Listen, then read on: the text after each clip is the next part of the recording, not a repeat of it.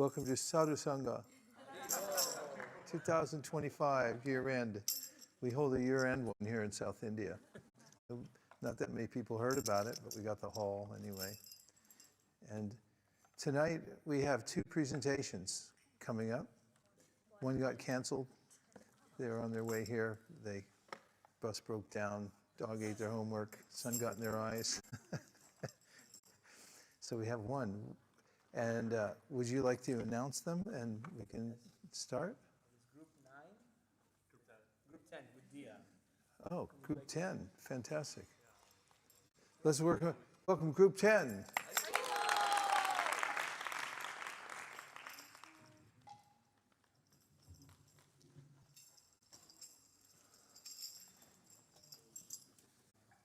Thanks.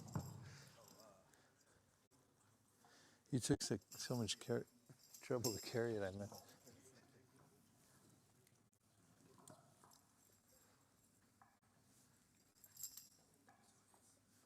Maybe move further back this way.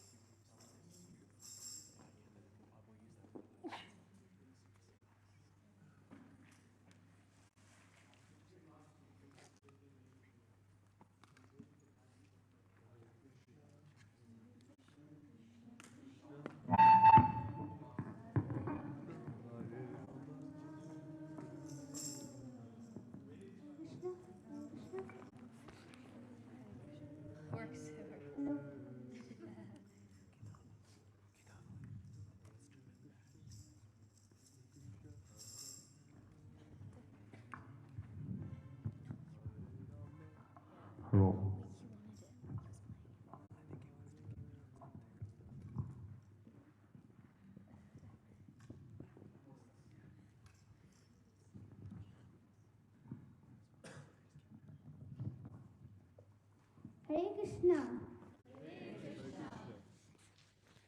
Welcome to the evening program. Today we have a game. I'm your game host Bara. Does anybody want to participate? Yes. You back there, and you, and you.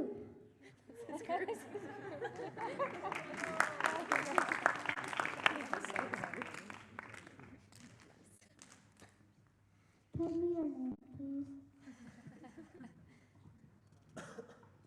My name is Aditya. Oh. My name is Mansi. Your name? My name is Ramananda Rai. Okay, so today we have Lord Chaitanya Mahaprabhu as our interviewer. Okay, let's start. Yes, thank you. Thank you, contestants, for coming to the game show today. And I'll be giving you a set of very, very intriguing and hard questions, and I'll see how you guys answer it. So the first question is, of all type of education, which is the most important? Yes? Education from MIT. No, that's not correct. Yes? No education is important other than the transcendental devotional service of Krishna. That's correct. One point for Rajmundry. So the verse this is from is Prabhu kahe kon vidya, vidya motte shar, Rai kahe Krishna bhakti vina vidya nahi yaar. Well, thank you. I'm very impressed. I got to test you more now. So the next question would be, out of all glorious activities, which is the most glorious? Rajmundry. That person who is reputed to be a devotee of Lord Krishna enjoys the utmost fame and glory. Do you guys think it's correct? Yes. It's correct. One point. So the verse this is from is Kirti gon madhye jive, gon bado kirti, Krishna bhakta bolya yanhara, hoy khyati. Debo.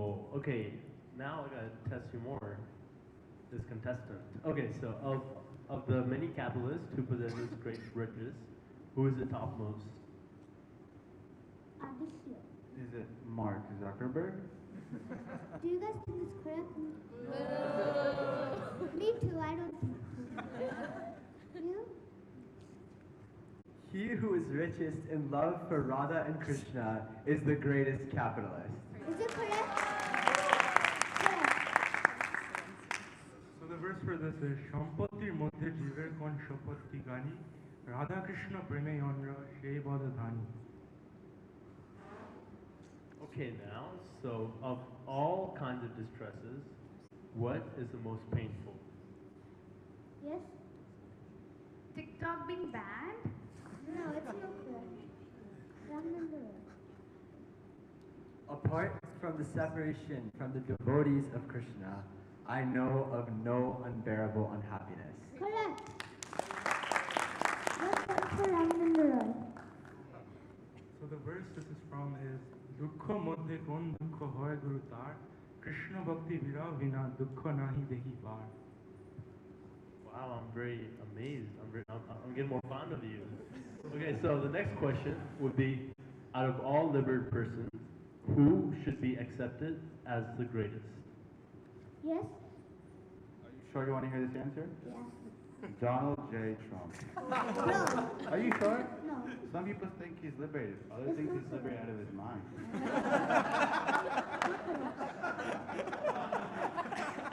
Yes? He who has love for Krishna has attained the topmost liberation. Is it correct? Okay. It's correct. So the verse this one is from is মুক্ত মধ্যে কোন জীব মুক্ত করি মনি কৃষ্ণ প্রেমী অন্ধ্র সেই মুক্ত শিরোমণি.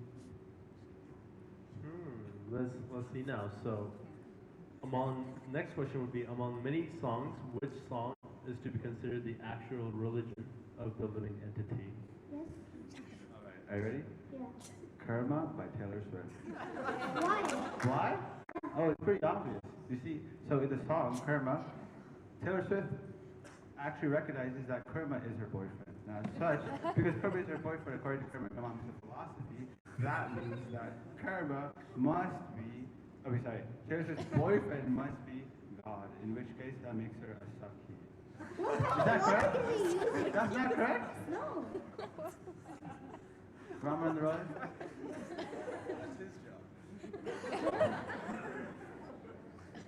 That song describing the loving affairs of Sri Radha and Krishna is superior to all other songs. Correct. So the verse for this one is গান মধ্যে কোন গান জীবের নিজ ধর্ম রাধা কৃষ্ণ প্রেম কেলি এ গীতের মর্ম. Oh my gosh, Raman Roy is my boy. Next song. So, out of all auspicious and beneficial activities, which is the best for the living entity? Yes? Sleeping. Don't you all agree? I agree. Do you guys think it's correct? Yes. The people who are saying yes is wrong. Rajmundry. The only auspicious activity is association with the devotees of Krishna. So the verse for this one is শ্রেয় মধ্যে কোন শ্রেয় জীবের হয় সার কৃষ্ণ ভক্ত সঙ্গ বিনা শ্রেয় নাহি আর. Evil. Now, the next question would be, what should all living entities constantly remember? Rajmundry. The chief objects of remembrance are always the Lord's holy names, qualities, and pastimes. Is it correct? Yes. Are you Correct. So the verse for this is গান হারে স্মরণ জীব করিবে অনুষ্কান কৃষ্ণ নাম গুণ দিবা প্রধান স্মরণ. I like that one.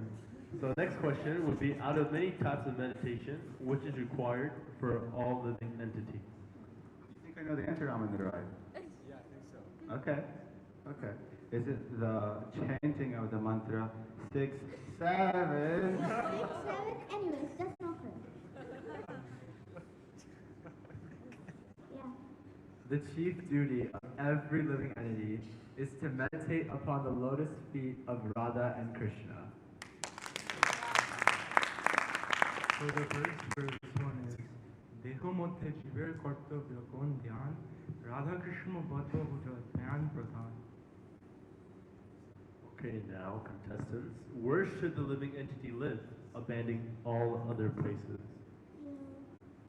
NYC, the holy dham. No, that's not the holy Ram. Ramendra. He should live in the holy place known as Vrindavan, or Rajmundry, where the Lord performed his rasa dance. Correct. So the verse for that one is Sarvatyagi জীবের কর্তব্য কোন বাস রজভূমি Vrindavan yaha lila rash. So out of all topics people listen to, which is the best for all living entities? Ramendra. Hearing about the loving affairs between Radha and Krishna is most pleasing to the ear. So the verse for this one is শ্রবণ মধ্যে জীবের কোন শ্রেষ্ঠ শ্রবণ রাধা কৃষ্ণ প্রেম কেদি রসায়ন. Now, the question is, among all the worshipable objects, which is the chief? Is it Cristiano Ronaldo? Sweet! Is it right? No. What's your mind? I don't know. I don't know. Ramendra. The chief worshipable object is the holy name of Radha and Krishna, the Hare Krishna mantra. Hare Krishna, Krishna Krishna, Hare Hare, Hare Rama, Rama Rama, Hare Hare. Correct. So the verse for this one is উপাস্যের মধ্যে কোন উপাস্য প্রধান শ্রেষ্ঠ উপাস্য যুগল রাধা কৃষ্ণ নাম. Wow. Now for the grand finale, last question. And what is the destination of those who desire liberation and those who desire sense gratification?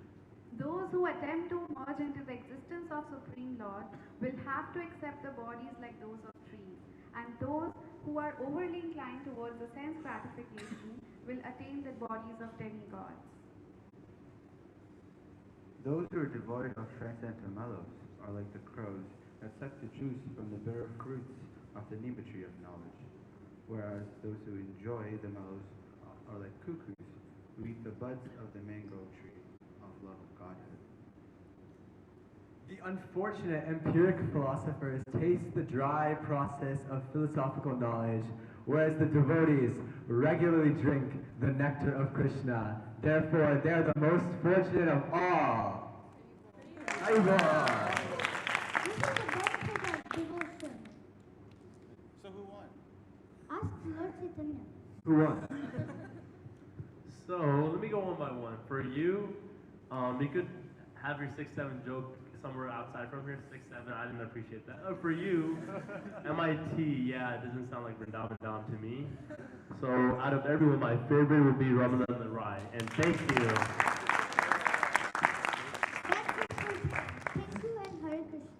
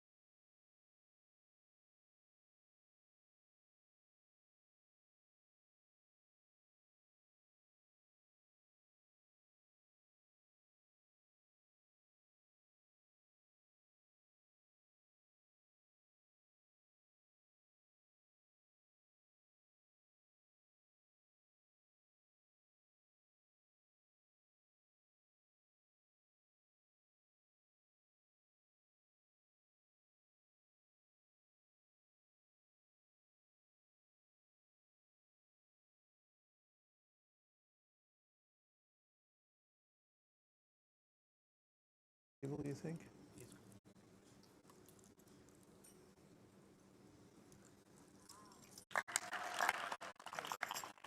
Woo.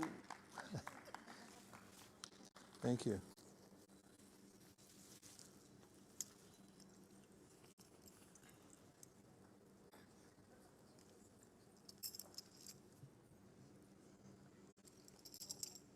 Krishna, Krishna, Krishna, Krishna, Krishna, Krishna, Krishna, hey.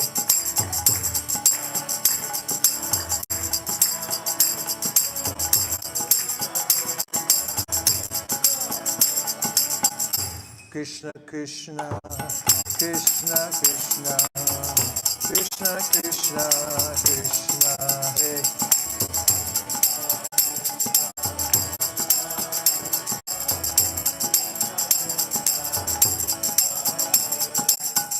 Krishna, Krishna, Krishna, Krishna, Krishna, Krishna, Rakshamam.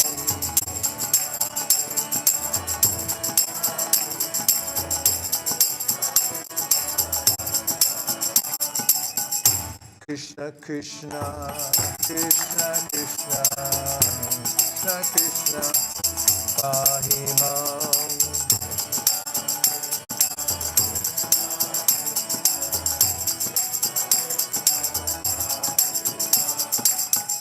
Rama Raghava, Rama Raghava, Rama Raghava, Rakshamam.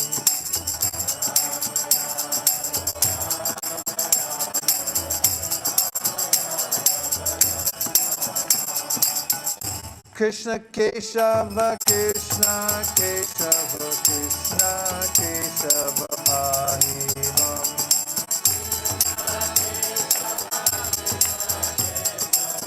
Krishna Keshava, Pahimam. 3, 2, 1, but you really have to call out to Krishna this time. You ready? Yeah. 3, 2, 1. Krishna! Apana samsritim goram yanama vibhisho granan tata sadhya vimucheta yad bibheti swayam bhayam. The Srimad Bhagavatam begins the first chapter by describing the holy name and how one can overcome the frightful condition of repeated birth and death by calling out the name of the Lord. In any dangerous position, says the verse, one should call for Krishna. He's personally present in his name, and he's feared by fear personified.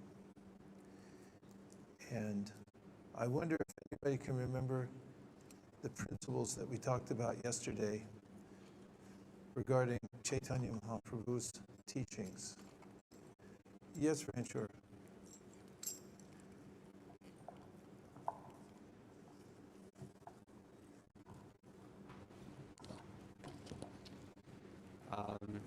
Bhogatyaga, the acceptance of enjoyment and the renunciation of such.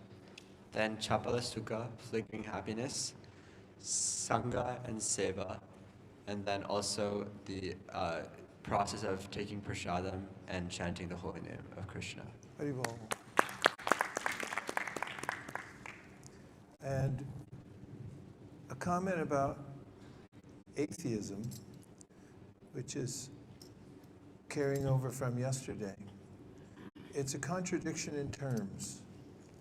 Someone who claimed, as might be represented by the word atheist, that there is no God, as in contrast with the idea of an agnostic. Does anybody know what agnosticism is? What? We have plenty of mics here, so. I forgot my songbook. Hare If there's an Krishna, extra it's- one, I can use it. What? Someone who doesn't accept or deny the existence of God. What's the evidence from the word itself? Gnostic, it refers to the Gnostics from the Where does the word come from? Yes? It comes from gnosis, which means to know. And where does that come from? I'll give you a hint. It's spelled in a very funny way. How is jnana spelled? In a very funny way. It derives from, the word know derives from gyan, and gnostic also comes from the same source. So agnostic means one who just doesn't know, or says, I'm not sure. Or atheist means somebody who says there is no God. But if you say there is no God, it's a self-defeating statement, because in order to know that there's no God, you have to be God himself.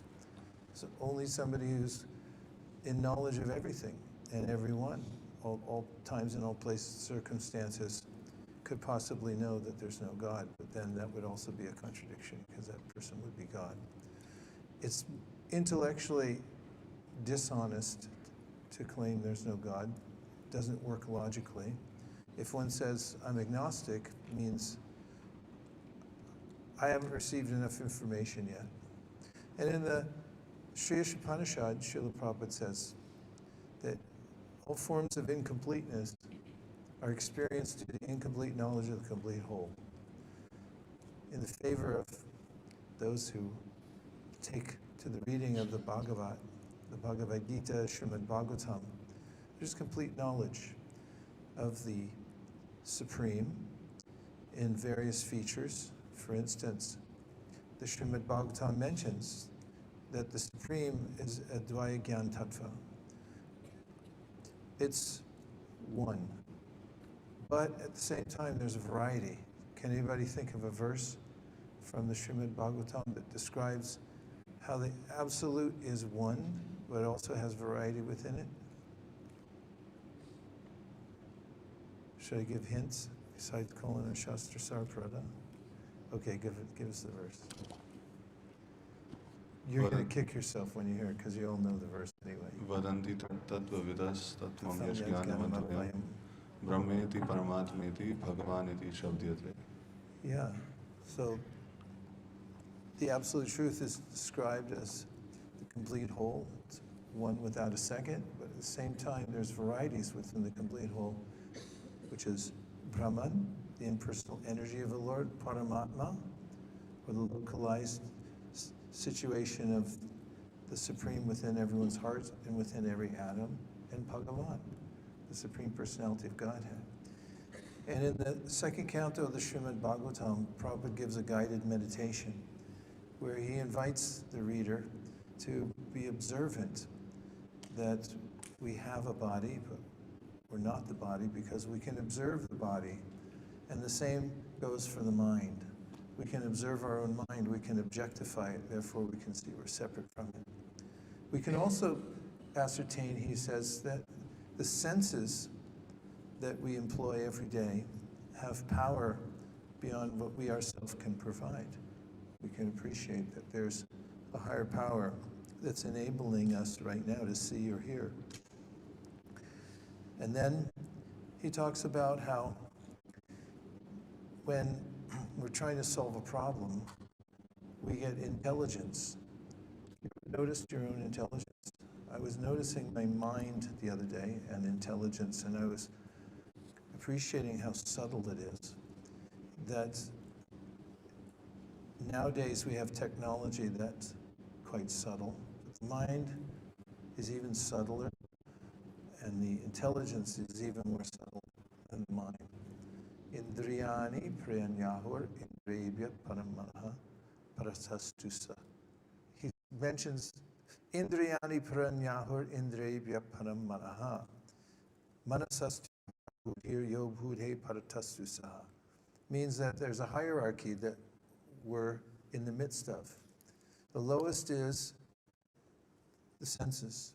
Above the senses, the mind. Above the mind, the intellect. It's even more subtle than the mind. And above that is the soul. And what's above the soul? Super soul. We can perceive all those elements. And Prabhupada invites us in that purport to notice that the intelligence gives us direction, the way a parent might give direction to a child. You're working on a problem, and then it comes to you if you notice it.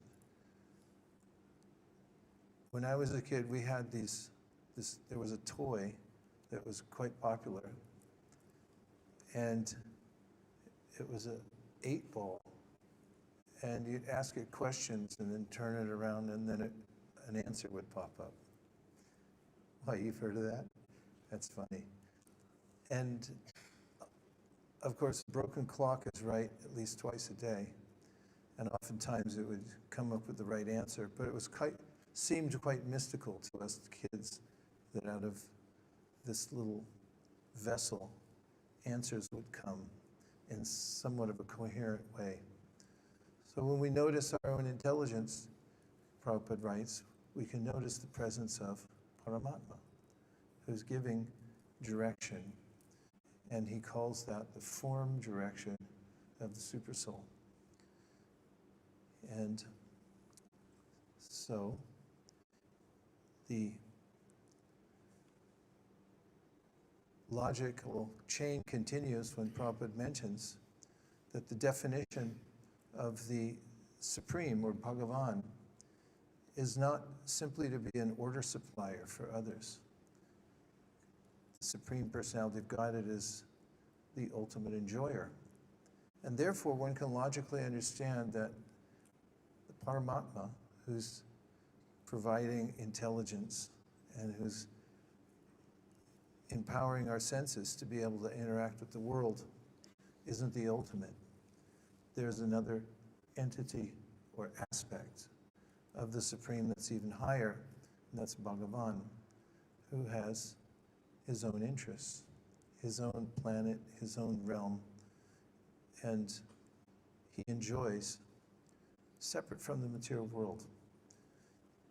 So the process of Krishna consciousness is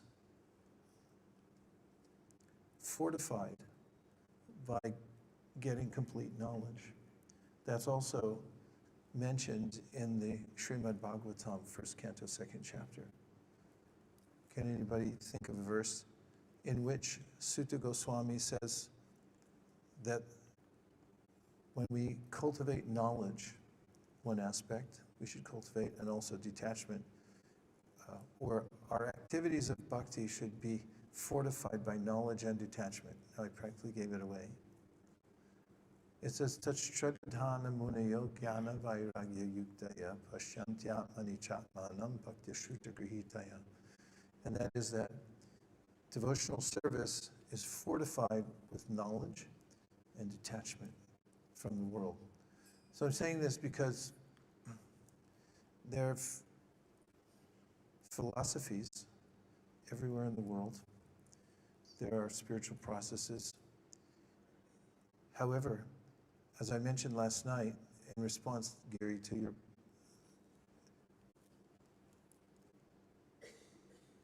sort of a conundrum about hearing atheistic philosophy and then feeling a little bit put upon that, oh, what do I do now?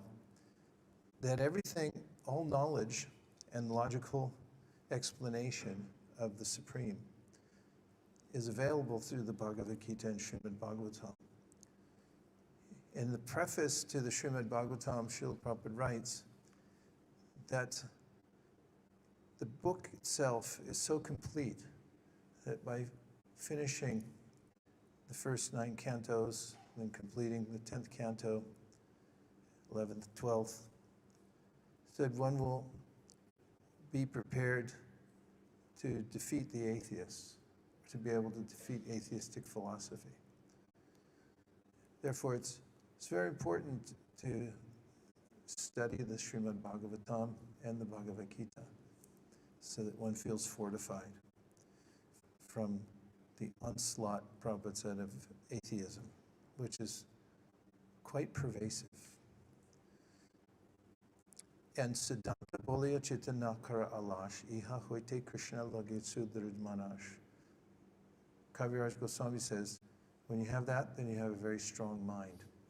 Because when you're very clear, you've understood logically how there's a Supreme, and you understand the details of what the Supreme means. For instance, Jiva Goswami talks about how God isn't impersonal.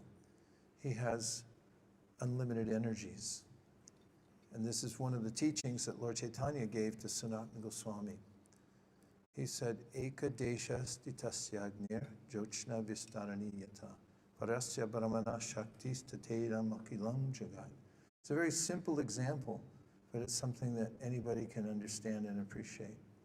He said, just as the sun is in one place, but it has energies that are diffused throughout the whole universe. So similarly, the Supreme is in one place and he's one entity, but his unlimited energies expand throughout the universes.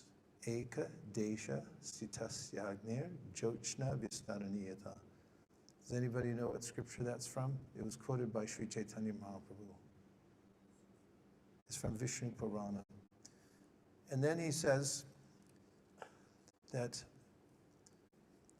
Vishnu Shakti Para Prokta Kshetra Gyakya Tatapara Avidya Karma Sangyangya Tritiya Shakti Ishite. He says the God, Bhagavan, has three categories, main categories of energies. They're unlimited, and there are limited categories of energies, but there are three main categories. Does anybody know what they are? Vishnu Shakti. Para Prokta, yes. Name one. The internal potency, we sometimes say the spiritual potency, right? What else? External potency. So internal, external, we're missing one. Who can fill in the blank? And marginal. So one can categorize the energies as internal, external, and marginal. And this is important because sometimes people make category mistakes. For instance, there are transcendentalists who say that everything's the same because we're all one.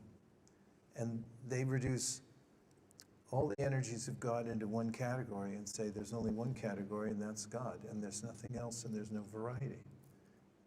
You know what that's called? Nirvishesh, or Shunyavadi.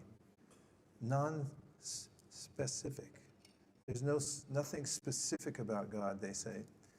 Everything's amorphous and one. However, it's a more perfect understanding, and it's realistic that there are varieties within the oneness, which include the marginal energy of the Lord. And there's even a very clear explanation of why there are varieties of energies and why there's an internal potency, or why the one has become many. Do you know what that is? Who can say why the one has become many? For 50 points. And it's a really easy answer. Okay, go ahead, Ram. I'm just calling on those who I haven't seen yet.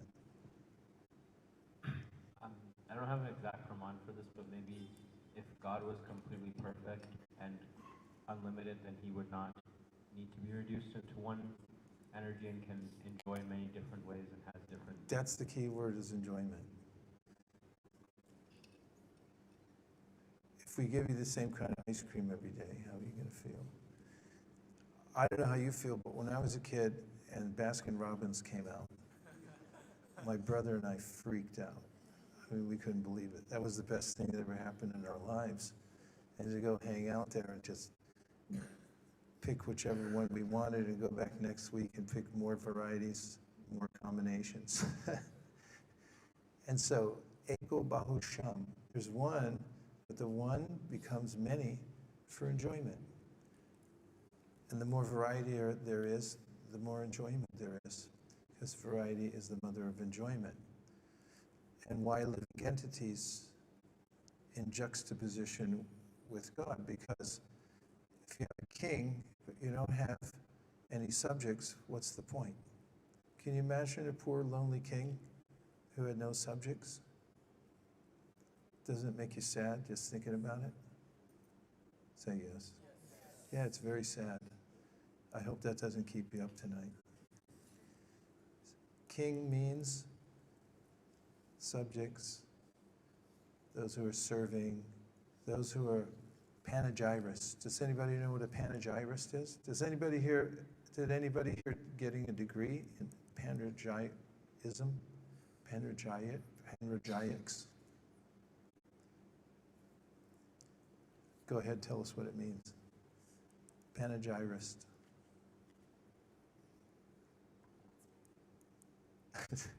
Did you look it up? Yeah. Okay, go ahead. It's a person who delivers or writes a panegyric, which is which is a formal, elaborate speech or written work full of high praise for someone or something. Yeah, a panegyrist is somebody who praises somebody else. And that's our job. The living entities praise the Supreme Personality of Godhead.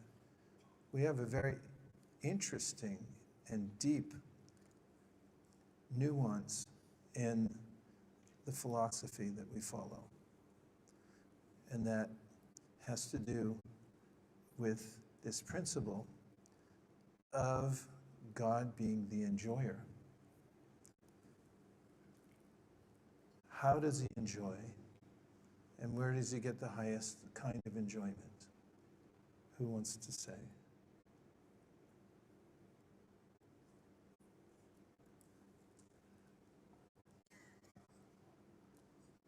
He enjoys via rasa. And the highest is, First say in general terms, what is rasa? What does it mean in layman's terms? If you're telling the guy in front of a CVS store who's just putting stuff in his car and you're explaining to him about rasa, what is it? it's the relationship between God and the one who loves God. Very good. Love. And king without a kingdom, without subjects, doesn't mean anything. The supreme enjoyer, who's all attractive, has unlimited energies with nobody to appreciate them, doesn't mean anything either. But the supreme enjoyment, according to Krishna in the Bhagavad Gita, Srimad Bhagavatam, or Lord Chaitanya in the Chaitanya Charitamrita, is the loving relationship that God, Krishna, has with his devotees. And that brings us to why Lord Chaitanya comes to the world, or that is why Krishna comes to the world. He comes regularly. Who can say why he comes to the world in the first place, according to Krishna? Yes. Chaitanya ni kainamanite. He says he comes to the world from Quote a time. verse. Give us the Sanskrit first. Yada yada hi dharmasya glanirбhavati bharata abhyuthanam hi dharmasya tadatmanam surjamayam. One more. Paritranaya sadhunam vinashaya chatuskritam dharma samstapanarthaya sambhavami yuge yuge. Brief summary of what that means. Krishna says that he comes every millennium to destroy irreligiosity and establish religion, and destroy the miscreants as well to protect the devotees. Yay! Nice work. So why does Lord Chaitanya come?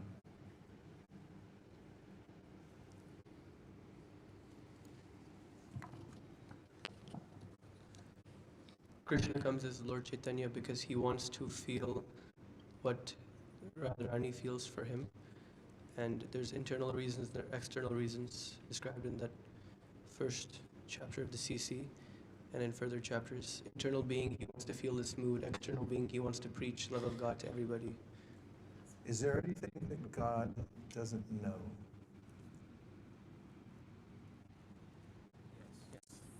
Okay, well, we have two opposing opinions. You said no, or is this an Indian? Yes. Okay, we have a very confident voice in the front here. Go ahead. Oh, I'm sorry, I'm neglecting the back tables. Are you just telling me we're run out of time already? Okay. Okay. Okay. Is there anything that God doesn't know? Mahaprabhu appears to experience the love that Radharani has, and so he doesn't know that, and desiring to experience the love that she feels, he comes as Mahaprabhu. That's an interesting nuance, isn't it? God's all-pervading. He says in the Bhagavad Gita that he knows everything, right? Right? Yes. Support your answer, please. What's the verse? Good, you know it? Say it. Vedaham samatitani vartamanani charjuna bhavishyani cha bhutani mam tu vedana kaschana. Basic meaning? Krishna knows everything and everyone, but no one knows him. Yeah. So what's this thing about Lord Chaitanya doesn't know something? Doesn't understand the depth of Srimati Radharani's love for him. This is stated in the Sri Chaitanya Charitamrita, and it goes to the internal reasons why Krishna comes as Lord Chaitanya Mahaprabhu. For 50 points, no, make it 75. Who will quote the verse? Go ahead, you got it. No half putting your hand up. Give her the... Just belt it out there. There's two verses, but the first one is Shri Radhaya Pranaya Vikritir Hiladinir Shaktir Asmat Tasmat Eka. Oh wait. Oh, I'm sorry. You got it. Ekat Manav Abhibhuvi Puradeha Vedam I switched over verses for you. I think. The next. Start over. Shri Radhaya Pranaya Vikritir Shovanadeva Swadhyena. Wait. No, you got it. Just say it. Just say it. Do it without the thing. It's more fun that way. Shri Radhaya Pranaya Vikritir Hiladinir Shaktir Asmat Ekat Manav Abhibhuvi Puradeha. That's switched over. You were starting Shri Radhaya Pranaya Mahima Kidusho Vanayaiva Swadyo Yena Bhuta Madarima Kidusho Mamati Saukyam Chasya Yatmano Bhavata Kidrasham Veti Lopat Tadbhavata Samajani Chikar. We'll give you 74. You take it? 74 points. Yeah. So now give an explanation of what that means. Yes.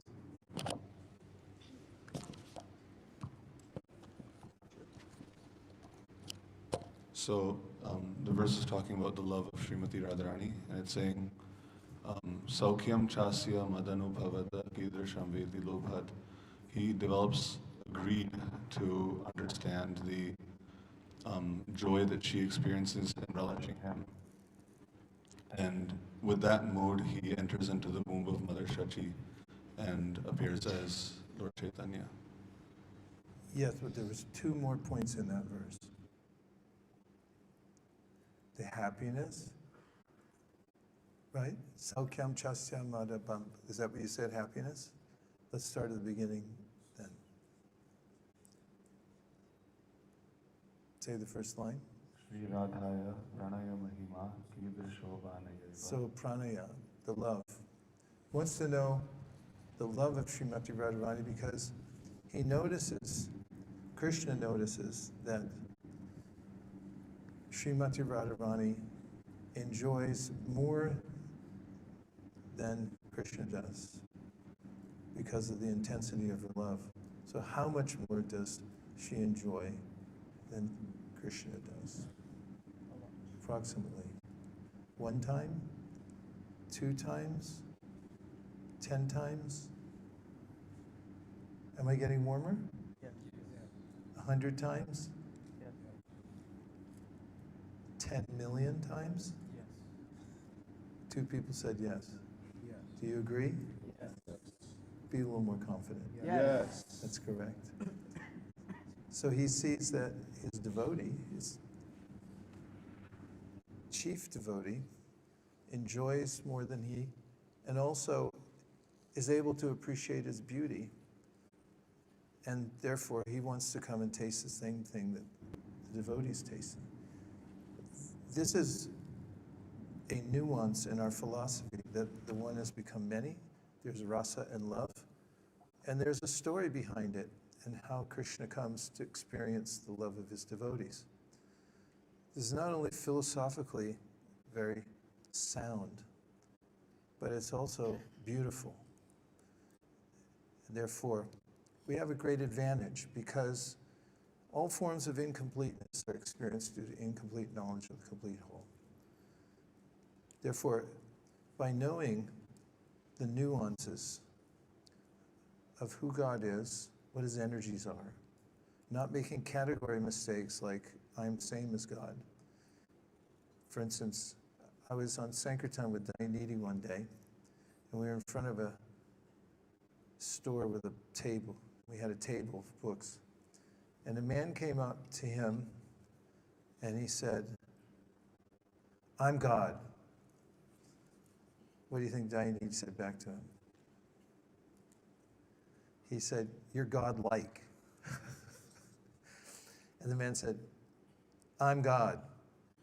And Dayanidhi said, you're God-like. The man said, what do you think he said next? I'm God. It went on for about a minute, back and forth, and the man finally turned around and walked away. And a half hour later, he came back and he said, all right, give me the book, how much is it? People don't know. They think they're God. It's a category mistake. So, tattva. Who's heard of tattva?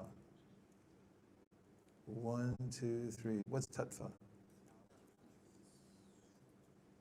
Tat is the same word, the exact same word in English as in Sanskrit. Tat. That. It's a demonstrative pronoun. That is a tambourine. I can point to something and say, and define what it is. That is a book. So thatness, tattva means thatness. There's a sense of you're able to determine what something is and point to it and categorize it. And when we talk about tattva, we talk about the different categories of energy. For instance, in the Bhagavad Gita, Krishna gives a catalog of all the lower energies, because we already defined that, or took from the Vishnu Purana that Lord Chaitanya taught, that there's 3 main energies. What are they again? And marginal. And what's a list? Who can give a list, besides anybody that I've called on so far, a list of the inferior energies? There's a list. You can read it. You can put it on your wall. What's the list? Go ahead.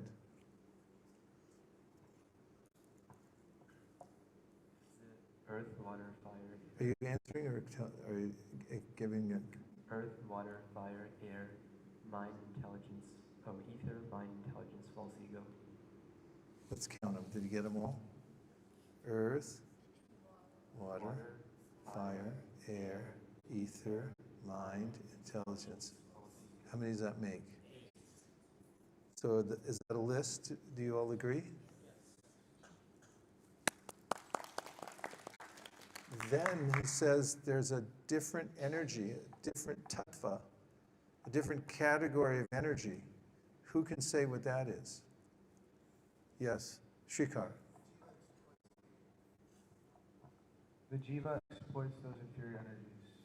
The jiva who exploits? The marginal energy of jiva. Okay, can you quote the verse? It's the next one after that one. I just know it's the one after Boomerang. Let's get a little momentum. We'll say the first one, and then you'll probably just all remember the second one. Bhumirapo nalo vayu kamano budarevacha ahankara ityane bina prakritir ashtata. Ready? apareyamitastvandam prakritim vidi me param jiva bhutam mahabaho yayedam darite jagat. Very good, everybody. Thank you. If you didn't get it, all you have to do is do a chapter a day. Add it into your repertoire, into your diet. Always chant at least one chapter of Bhagavad Gita a day. If your mom's driving you somewhere, just say, can I read you my chapter? Or if you're standing around waiting for somebody that's always late, just take time to chant your chapter. So the next verse says, besides these inferior energies, there's a superior energy of mine, and guess what it is? You didn't have to guess. It's you. It's the conscious being within. Consciousness is categorically a different energy than matter. And this is a mistake many moderns make when they assume that consciousness is a product of the combination of these lower material energies. And in the 13th chapter of the Bhagavad Gita, Krishna says, it's not a combination, they're completely different. He says it there, and he says it in the 13th chapter of the Gita, and he says, real knowledge means being able to understand the difference between the inferior energy of which this whole cosmic manifestation is made up, the chairs, tables, everything, and the conscious being. They're two different things. Most people don't know that. They have no idea. Therefore, they say, oh, I'm an atheist, because they get confused. And this is something in the Bhagavad Gita, Krishna says, Vita raga vaya krodha manmaya mamupashita bahavo jnana tapasa putama bhavamagata. He says, in order to be situated solidly in your real life means your life of relationship with Krishna, you have to overcome three things. You want to hear what they are? Raga. Raga means irrational attachment to the lower energy. Why would we get even mixed up at all with the lower energy? What do you think? Does anybody have a reasonable answer? Veda? Why would a perfectly good living entity who's part of the spiritual world, who's a category superior to matter, get attached to matter in the first place? It's not a great idea to get attached, but why would we do it? Because they want to be the enjoyer. Okay, they want to be enjoyed. That's a nice answer. Anybody want to give any more philosophical answers? That's a good philosophical answer. You want to enjoy, but why enjoy matter? If it's a problem, yes? Why would we try to enjoy matter? Because we also think that we are this body, therefore matter, and therefore we think we'll be happy by enjoying the same category. Why would we think that? Ignorance. Yeah, but let's give the living entity a little bit of a benefit of a doubt. That should tip you off. As we are conditioned, and Okay. Because of the conditioning, we are illusioned, so we act under three modes of material nature. What about that illusion? I can tell you're thinking of it. What excuse could you give the living entity? Let's give the living entity a little break here. What do you say? Shall we? Give us a break. I can tell you're thinking the answer right now. They've forgotten their relationship with Krishna. Yeah, but how could we get a relationship with the material nature so easily? Yes.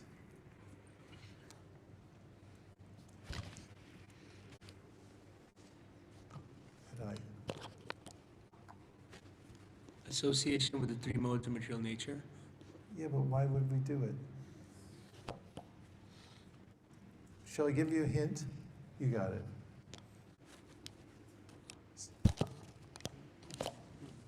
In the context of let's give the living entity a little break, why would we get involved with the three modes of material nature and illusion and all that? Yes? Envy of God.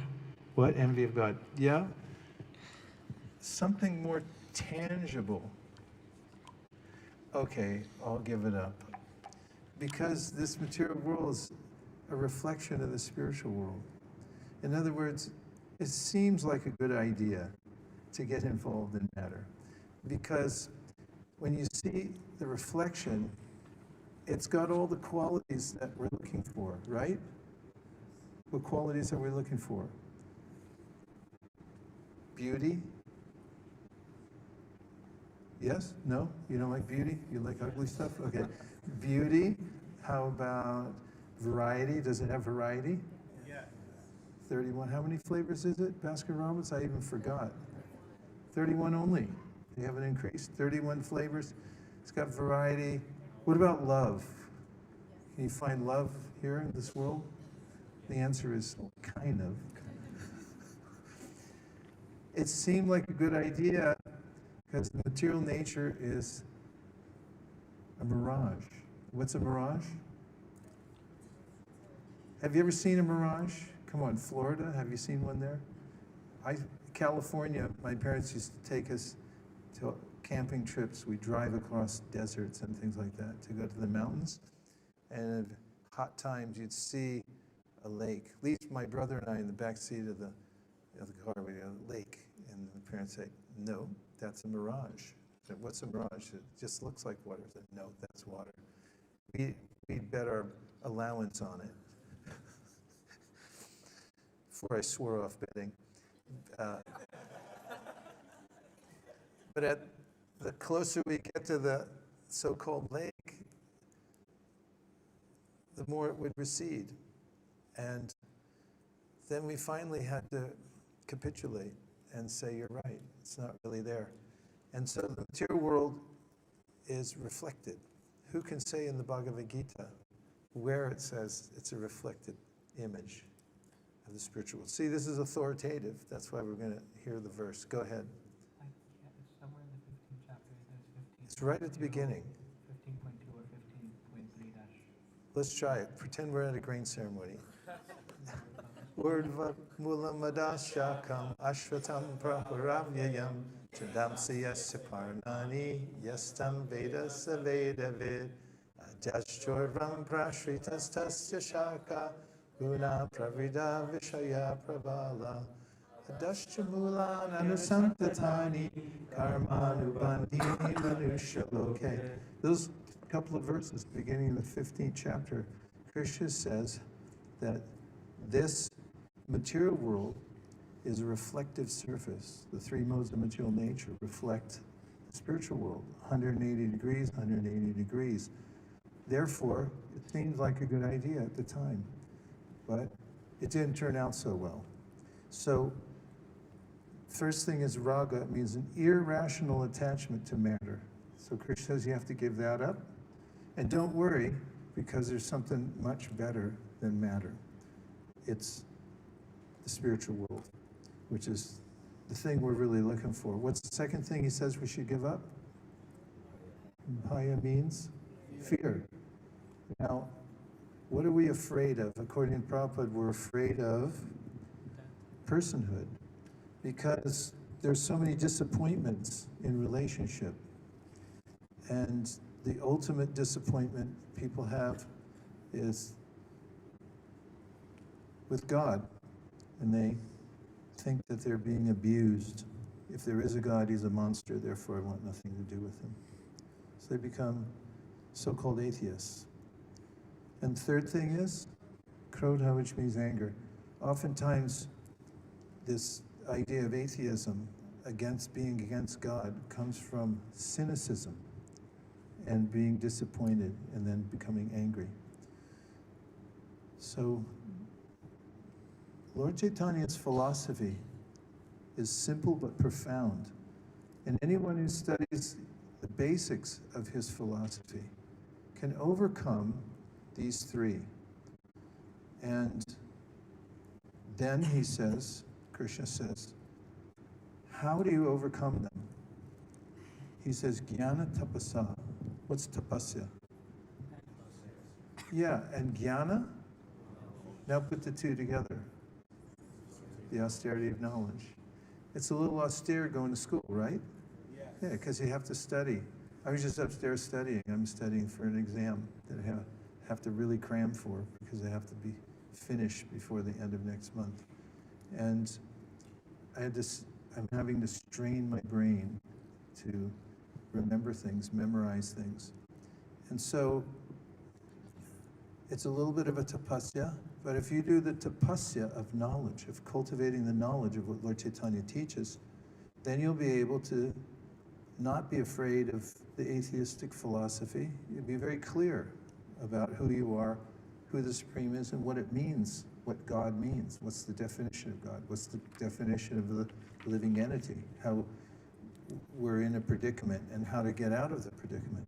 So Lord Chaitanya starts his teachings in a very simple way. Says Sanatana Goswami asks him a question, and it's not a very Rasika question. Do you know that Lord Chaitanya met Sanatana Goswami and Sanatana asked a question? Does anybody know what the question is? Rancho. Just call it out.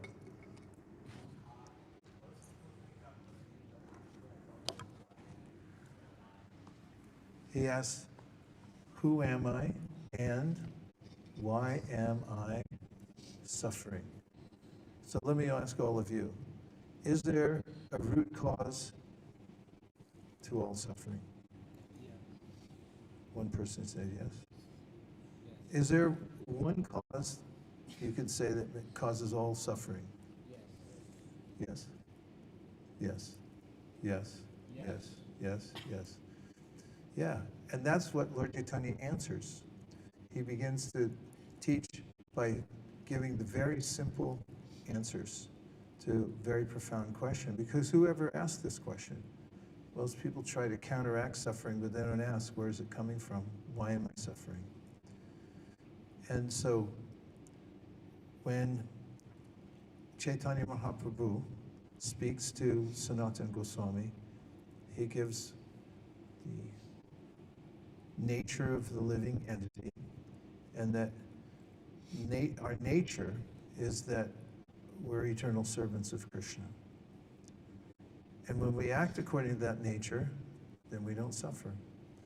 Can you think of a song that's in my head right now, that I'm about to sing, in which the Vaishnava Acharya says that very same thing?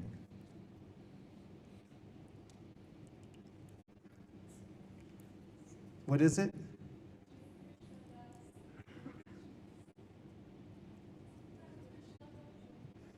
Jiv Krishna Das E Vishwas Korleto Tukonai. Duko means? Duk means? You know what Tuka means? What does it mean? What do the words mean? Ka means space, and du means bad. Did you ever hear somebody say, if you're in California, I'm a really bad space, man? It's a literal meaning of dukkha. And what about sukha? I'm in a good space. Ka means space, ether. So dukkha means we're in a bad space because our consciousness, our chitta, fills up with lower energy, the dark energy. Tamas, rajas agitates our minds. We get to sattva.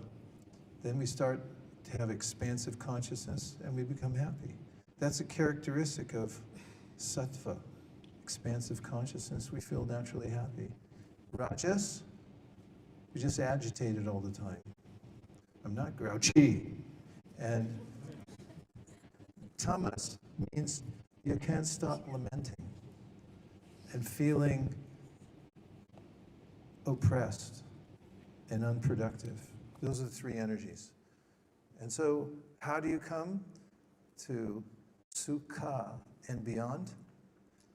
Jiv Krishna Das E Vishwas.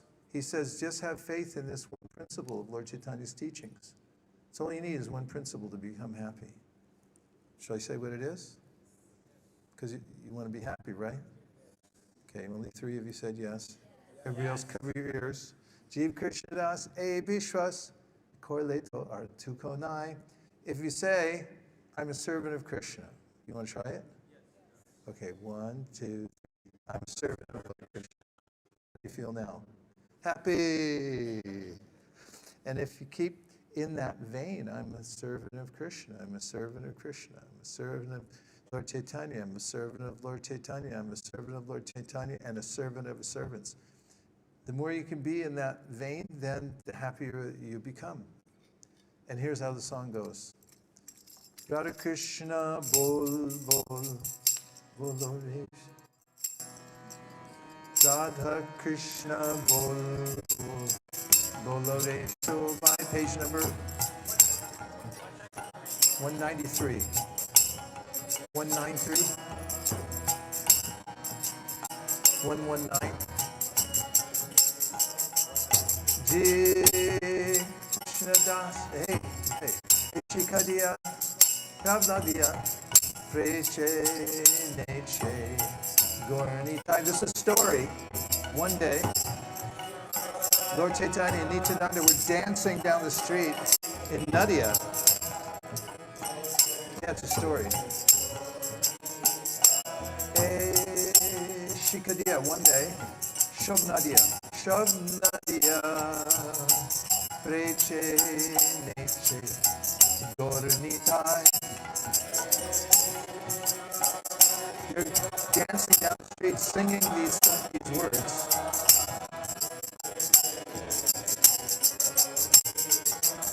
Hari Bol, Bolo Re, Shikariya.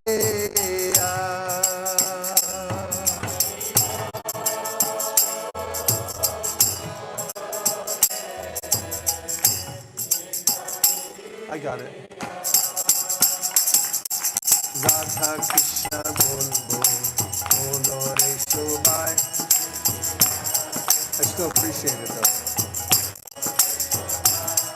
Shri Radha Krishna Bol Bol Bolo Re Shobai. This one. Niche Maya Boshe.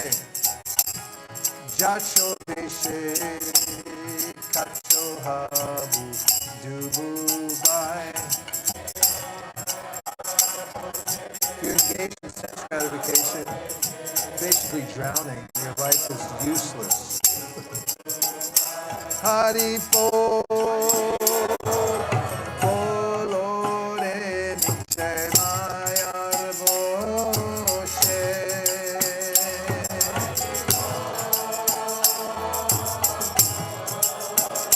Nietzsche means useless.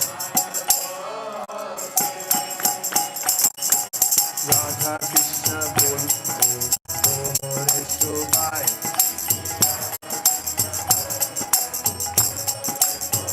Shri Shri Radha Krishna Bol Bol Bolo Shobai. I did it backwards, sorry. Jai Krishna Dasa Vishwas Koleto Konai.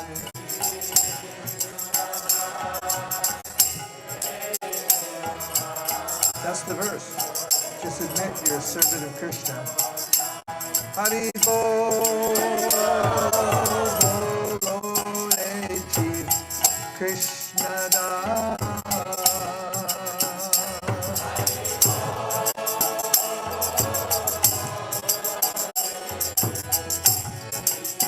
Feel better? Radha Krishna Bol Bolo Re Shobai.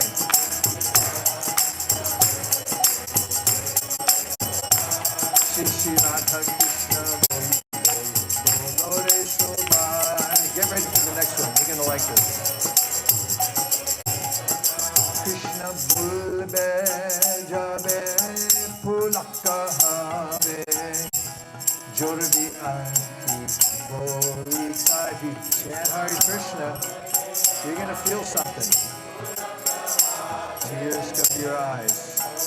Hair stand on you.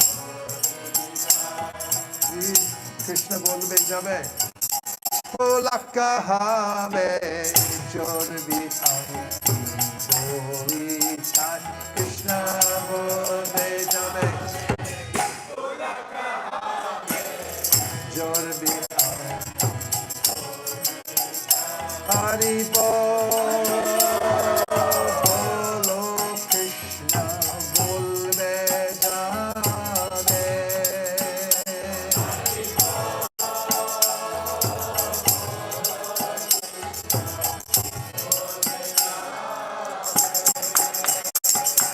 Radha Krishna bol bolo re subhai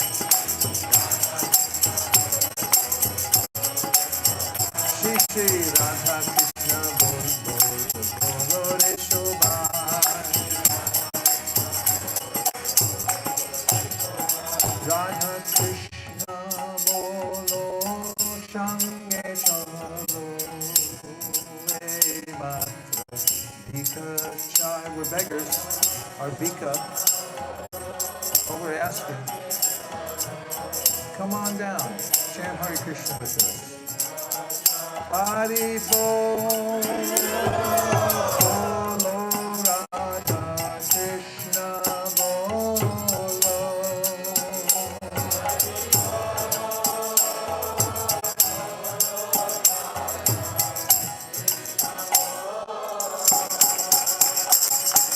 Radha Krishna Bolo Re Subhai.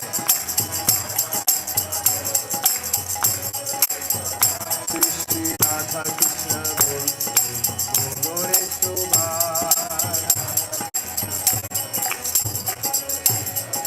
Jai Sakla Vipal Bhakti Vino Bolan Jakon Om Nam Jai Jai. Bhaktivinoda Thakur says when you chant the holy name, all fear dissipates. Jai Sakla Vipal Bhakti Vino Bolan Jakon Om Nam Jai. Bhakti Vinod.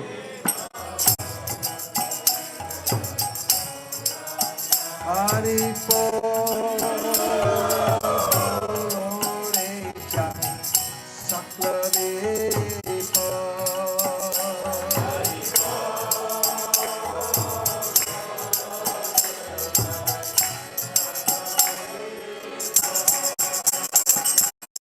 Radha Krishna Bol Re Subhai.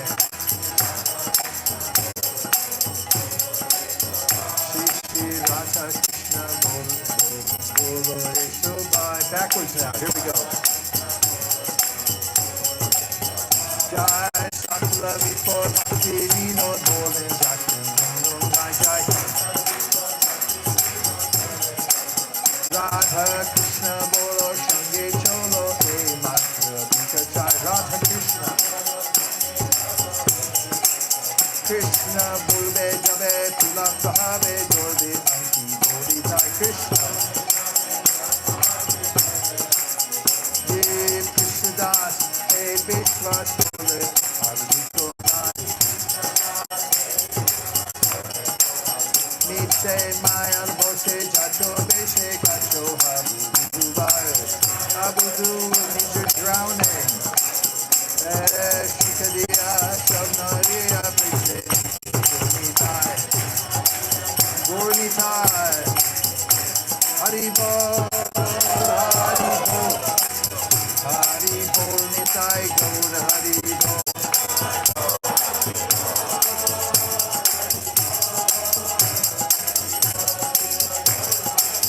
Nitai Gaur Hari Bol Hari Bol Hari Bol Nitai Gaur Hari Bol.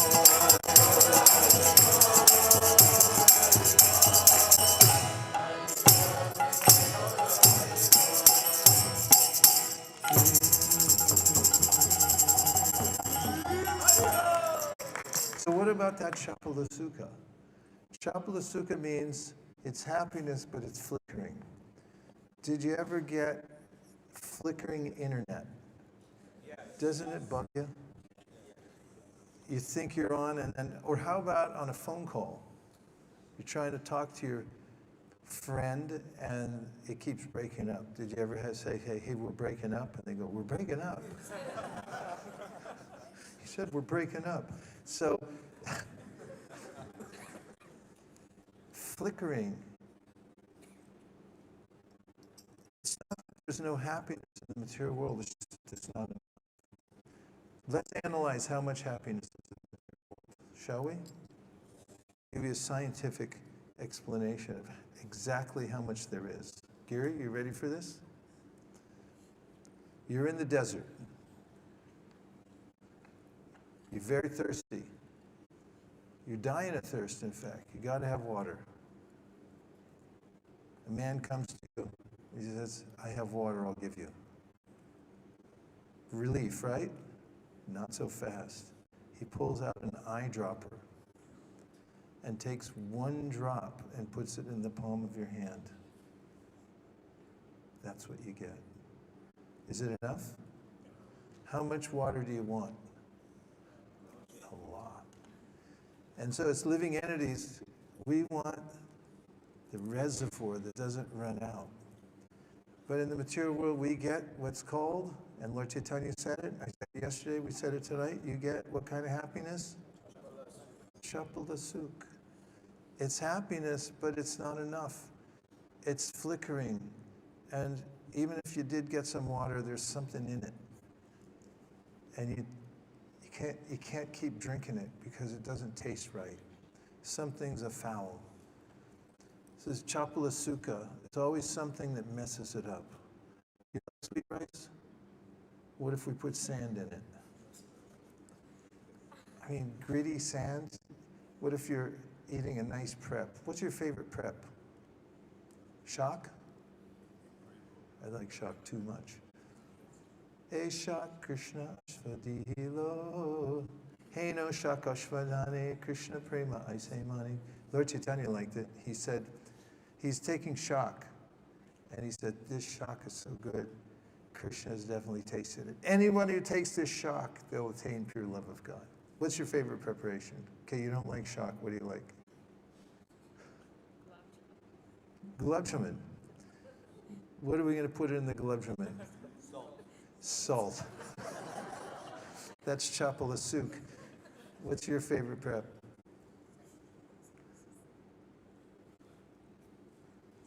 Yeah.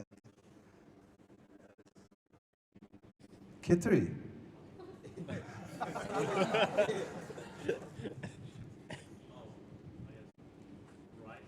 Rice? What kind?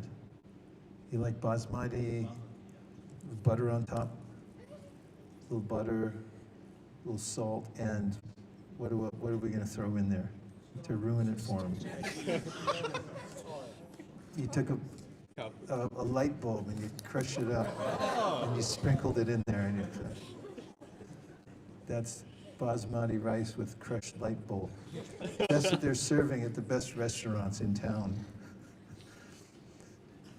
That's what you get in the material world. It's Chapala Sukh. Lord Chaitanya said, yeah, of course there's happiness here, but it's ruined.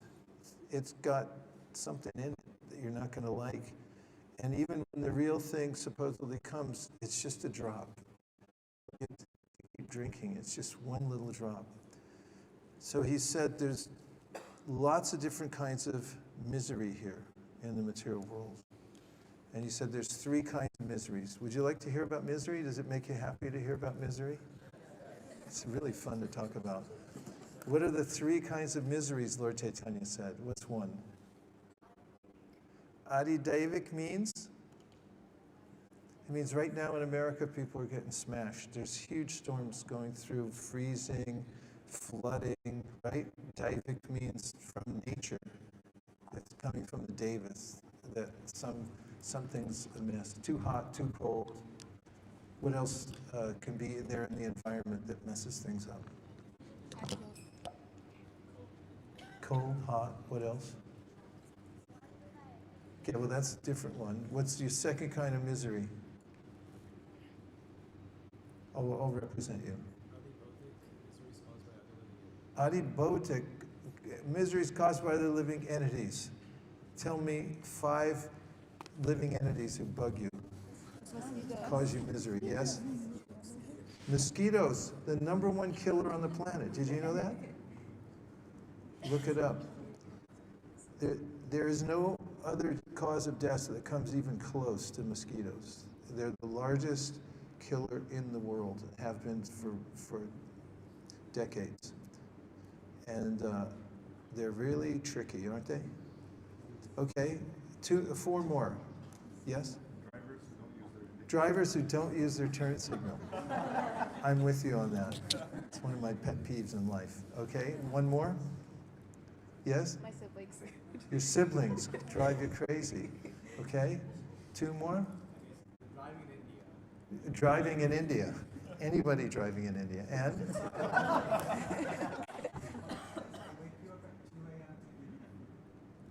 Somebody who wakes you up at 2 a.m. to give you food.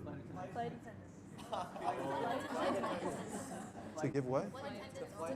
Flight attendants who wake you up at 2 in the morning when you're on a flight and trying to get a little rest to try to give you some contaminated food. Okay, we could go on for a long while with that. And how about, what's the 3rd one? Adhyatmic, which means caused by your own body and mind, right? How many diseases are there in the world? Let's start with A. Name 5 diseases that start with A. Alzheimer's. Alopecia. Is that what you said? Asthma. Arthritis. Abdominal. Abscess of any kind. We could stick on the A's, we'd be all night.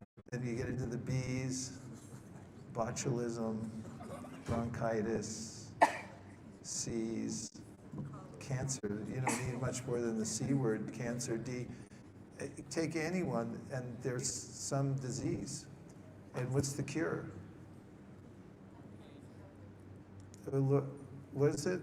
Prahlad Maharaj said about Valshita.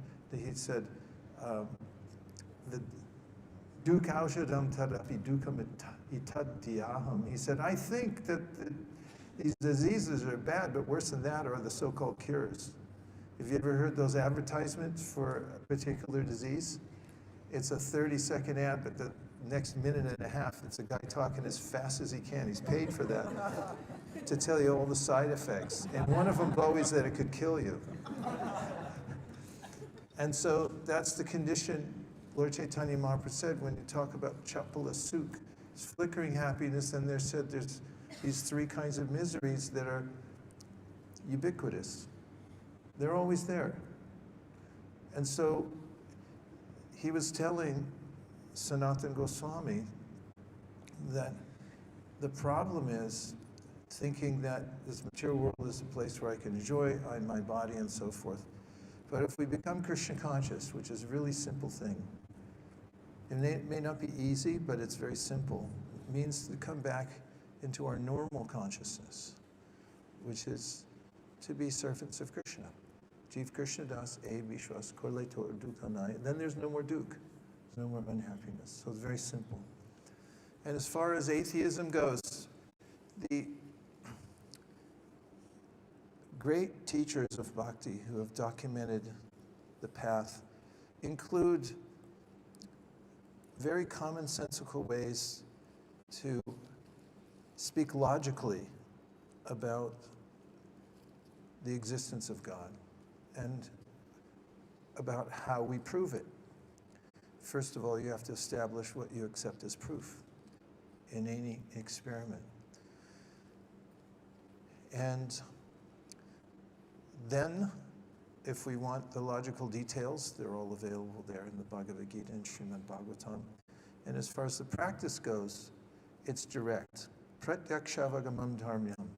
It's not just philosophical, but it's something that one can experience directly for oneself. So now I'll just take a few reflections from the day, from yesterday, from this morning, or from our time together so far today. Yes, Ranchor Prabhu.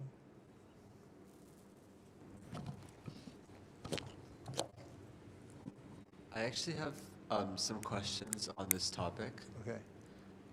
So we can understand that, like logically, that there's a God, and we understand that the Krishna conscious philosophy is theologically sound, but I still feel there's a difference between something being plausible to be correct and something that's actually correct.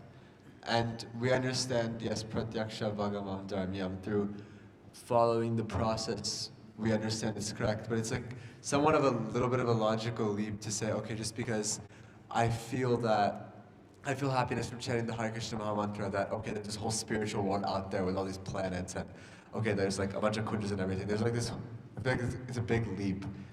So I guess the first question is, what exactly is our faith for the details that are mentioned in Shastra supposed to be based upon? Can you rephrase the question or say it one more time? What exactly is we understand that the philosophy is logically sound, but we may not know if it's the actual. But just ask the question in one sentence. What is our faith in the philosophy supposed to be based upon? If we feel that the practice is... Unless you use a semicolon,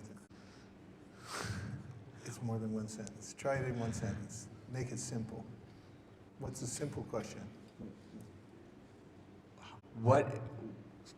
How can we accept, what is our faith in the philosophy and accepting the entire philosophy supposed to be based upon?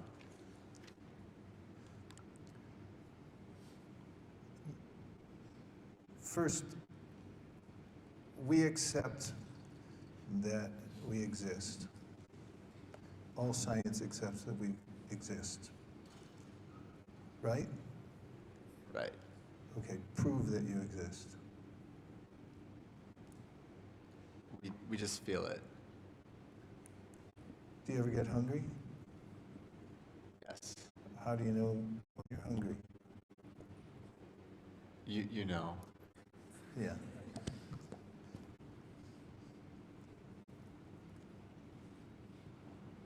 Every philosophical system is based on self-evident truths. There are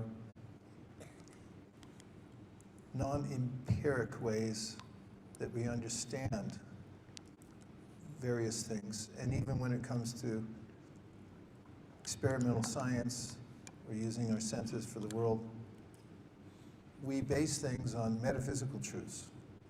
For instance, that we can know things. Otherwise, why would you experiment with anything? Why would you even pursue knowledge if you thought you couldn't know something or come to some kind of conclusion? And we also accept that we exist, but you can't prove that empirically. It's something you know. Every system of investigation starts off with some axiomatic truth. And in understanding Krishna, we also start with some axiomatic basis. So you say, what is the evidence, or what is the proof that God exists? So then we have to ask, what do you accept as truth? Or what do you accept as proof? And that's a reasonable question to ask when you're embarking on any experiment. And for instance, proving yourself that you exist. You have to give an answer, which is, I just know. And so every philosophical system starts with some source of knowledge that proves itself. And so what do we accept as proof are the shabda, the evidence that comes through the Vedas. It's infallible, it proves itself, and that's the axiomatic starting point that gives evidence of a world beyond this one, the difference between the body and the soul, and so forth. And as far as an experiment goes, you have to take the axiomatic information and then apply it in a scientific way. So Chaitanya Mahaprabhu, who pointed this out, what I just said, then said there's various phases of experimentation, starting with sambandha, and that is getting to know through hearing what our relationship is with God. And then there's abhideya, or a way that we can use our senses to interact with God. And then the third is that we come to prayojan, to a realization of the Supreme. And so we take a very reasonable approach by having a clear, self-luminous source of knowledge and then applying it and getting a consistent result.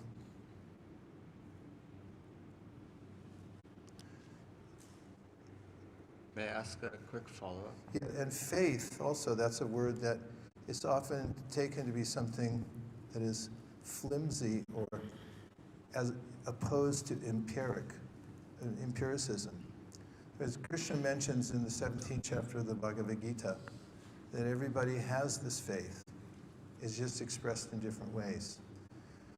And Shraddho Mayam Ye Purushaha, the person, whoever we are, is based on a sense of faith in something. And according to the modes of nature that we're looking through, that's how our faith gets formed. But pure faith is based on our eternal identity as a servant of Krishna. And so the definition of faith given in the Chaitanya Charitamrita is Shraddha Shabde Vishwas Kahi Suridanis Choi Krishna Bhakti Koilas Sarva Karma Krita Hoy. That when one is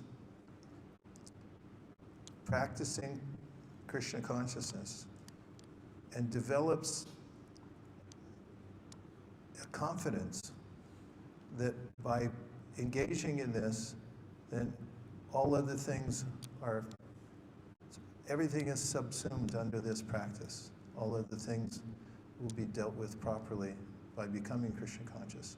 This is the definition of Shraddha, of putting our confidence in Krishna. And the follow-up question was? Yes. So we also may feel that we have logical answers to atheistic philosophies, and we have some experience in the Krishna consciousness, of the taste that we have while practicing Krishna consciousness, but the mind puts forward these atheistic arguments, and we have come to realize that it's just because the mind doesn't want us to engage in devotional service, but rather force us to enjoy the material. So how do we get over this? How do we prevent our mind from doing this, or how do we stop our mind from doing this? You have to find your own sincerity. Sincerity is infallible. It cuts through the darkness. It cuts through the obfuscations of the mind, or the escapism of the mind trying to escape responsibility, which are based on those principles, raga, bhaya, krodha. For instance, people sometimes live in denial, as an example, because they're so attached to a certain kind of activity, which is addictive, but is harmful. If somebody tries to intervene and say, it's not good for you, you shouldn't do that, they try to ignore it and just keep doing it. And bhaya, people try to sublimate their experience of the world and their relationships by other kinds of escapism and intoxication and so forth. And then anger, krodha, because it's confusing and people become cynical or angry. So sincerity, Krishna says in the Bhagavad Gita, is the infallible way in which one can come to understand clearly who one is and who Krishna is. He says it in the 10th chapter of the Gita. tesham satatayuktanam bhajatam priti purvagam dadami buddhi yogam tam yenamam payanti te. He said, if you're sincere and you try to understand me, even in the simplest way, even if you're not taking advantage, Prabhupada writes in the purport, of a religious practice, if you're just sincerely eager to know who God is, then Krishna says, I will give you the information from within your heart. I'll show you the way. So the way we can overcome those other distractions is by sincerely asking to know the truth. It's infallible, and it's worked since the time immemorial. Any living entity anywhere in any era or culture who asks the abyss, please reveal yourself to me, show me who I am, show me who you are, please reveal. Then Krishna says to that person, Dadami Buddhi Yogam, I'll give intelligence. When one gets intelligence, one can defeat ignorance. And ignorance means ignorance. It means I'm ignoring the truth, I'm ignoring what's obvious. To be engaged in some inferior activity. And oftentimes it requires an intervention, and that's why we distribute books. You know what book distribution is? It's an intervention. In fact, you can tell people that when you come up to them. You go up with a little group and say, what's your name? Larry. Larry, listen. We came to talk to you today, Larry, because you're in ignorance. Yeah, you should try that. Dilip, we have something for you. But what Chaitanya Mahaprabhu told Sanatana Goswami is these literatures are a knowledge intervention. He said, Maya Mugdha Jivana Nahi Swata Krishna Gyan. He said people never come out of ignorance on their own, practically. They have to have an outside influence. Jivera Krishna, Kripaya Koila Krishna Veda Puran, and it's provided through this knowledge that comes down from Veda Vyas. And if you give it to a living entity, then they can help themselves. It intervenes in their ignorance, wakes them up. Who else had their hand up? Yes. Thank you. Prabhu. Yeah. Hare Krishna. Hare Krishna. This is kind of following up on Ranchor's question, but from a different angle. So, I guess the distinction, I want to make one distinction first, which is what we present externally as our position and what we internally have faith in to be true. So, first of all, first question, is this distinction valid? I'm going to maybe claim that this distinction exists, and I'm going to try to define what that line is between what we can externally very justifiably claim and what we actually believe with our faith. So for the first part, at least in my opinion, things like arguments against atheism, arguments for general Vedantic philosophy of karma, reincarnation, and arguments for existence of divine absolute, and even arguments against Advaita to some extent, can be put in this category of stuff that you can justify fully on the basis of, with a small set of axioms, fully on the basis of just logic and reasoning. I think you can put those in that category. But for things such as, for us, as Gaudiya Vaishnavas, we tend to align towards Vrindavan Krishna with a certain mood with which we approach Krishna because of our line of acharyas.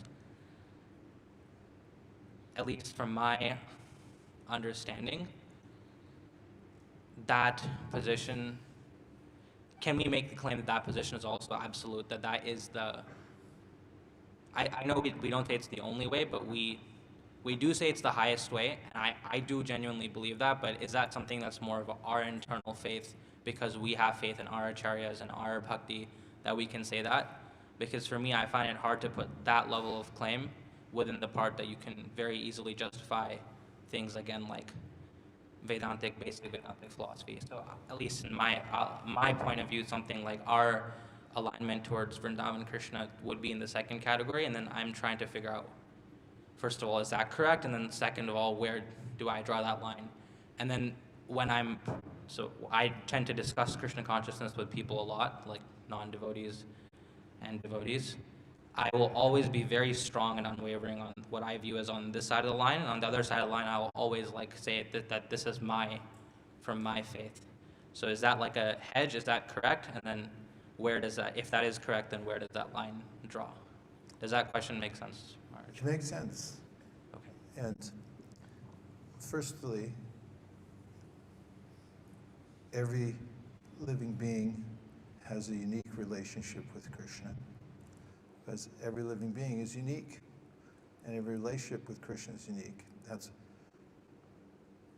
the miracle of Krishna's creation and the eternal existence of entities who are part of him. And in the specific point you made about Raj Bhakti and Vrindavan, there are nuances there because there are different kinds of devotees who love Krishna in a particular way. And we find, however, that we have listed hierarchies of what's best, very clearly listing what's best, like Vaikuntash Charito Vara Madhupuri Tatrapi Rasotsava. So the word vara that comes in there, that better than that, better than that, better than that. And the way, of course, we talk about how there's perfect, more perfect, and most perfect. That's even within the realm of Gaudiya Vaishnavism, we talk about how there's Mathura, there's Dwarka, Mathura, Vrindavan. So perfect, more perfect, most perfect. Which is always such a uplifting idea. There's perfect, more perfect, and most perfect. And that's a bias. It's a bhakti bias, because love for somebody specific in a specific way always has a particular bias, because it's a very individual, particular way that we love somebody, or that why we're worshiping them, why we think that's the best place we should put our heart. Shraddha, that's what that means. And so that is something that is honored, the differences. Chaitanya Mahaprabhu, for instance, when Anupam, he told him, chant the Krishna mantra. And he came back to Mahaprabhu the next day and said, I can only think of Ram. And Mahaprabhu said, yes, you're a Ram Bhakta. So Lord Chaitanya, for instance, is Swayam Bhagavan himself, and everything's attainable through him. And of course, any relationship, although we give some hierarchical understanding out of a sense of bias, it's all perfect, a relationship. However, when it comes to explaining why one would worship Krishna over Narayan, that's something that's very internal. It's not something you talk about if you were giving a forum at a place where people don't have any context. In fact, I heard Prabhupada in a lecture, somebody was asking in a particular context, what's the difference between Krishna and Narayan? He said, same. They're the same. Because they are. And in another sense, everything's the same, because Venanti Tat Tattva Virav, it's all Dvaigyan Tattva, it all comes from one thing. It's not complete, whole, absolute. And so for some people, when they want to know what the difference between Narayan and Krishna is, we say they're the same person. Of course, Prabhupada gave the explanation. Narayan, he's on his way to work, more formal environment, whereas Krishna, why does he play a flute? He probably said, because he's all play and no work. He's not working. And when explaining within the context of those, for instance, when Chaitanya Mahaprabhu met with Vyankatabhatta, who was a highly learned scholar and who worshipped Lakshmi Narayan, then there was a discussion, a good-hearted discussion, where Chaitanya Mahaprabhu was describing the superiority of the love for Radharani for Krishna, and even pointed out that, where he asked the question to Vyankatabhata, so why did your Lakshmiji try to join the rasa dance? She performed austerities for many thousands of years to try to come to the qualification to enter, so why did that occur? And in that, he's pointing out the superiority of Vraj Bhakti, even though for other people, same. Or as they say in Thailand, same, but different. And so that's due to rasa, understanding. When we talk about all Krishna's qualities, he has 4 more qualities than Narayan has. What are they? It's very sweet pastimes with his devotees. Flute. Beautiful. Peacock feathers there, that's not one of the ones, right? We said the flute. And his wonderful pastimes, which take place like we sing Damodar Leela. You don't find those with Lord Narayan as a little baby stealing butter or something like that. And so in the point of rasa, there are more qualities. Okay, you say, okay, this is better. But if somebody's attached to Lord Narayan, then that's also perfect.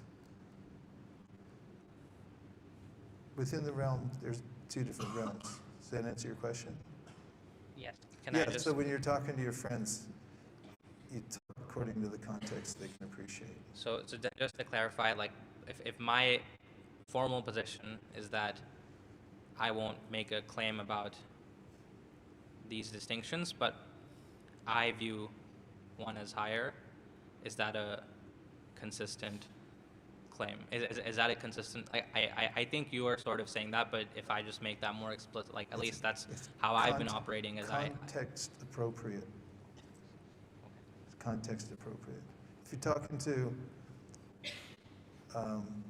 one of the devotees here, let's say after this, then Shastra Sarprada corners you on the way out and wants to talk about a certain superior, situation in Vraj or something like that. Then you guys can argue all night and it'll be fine. But in other contexts, it won't make a bit of sense to other people. They won't understand anything. You just need the basics. Okay. Thank you. Yes.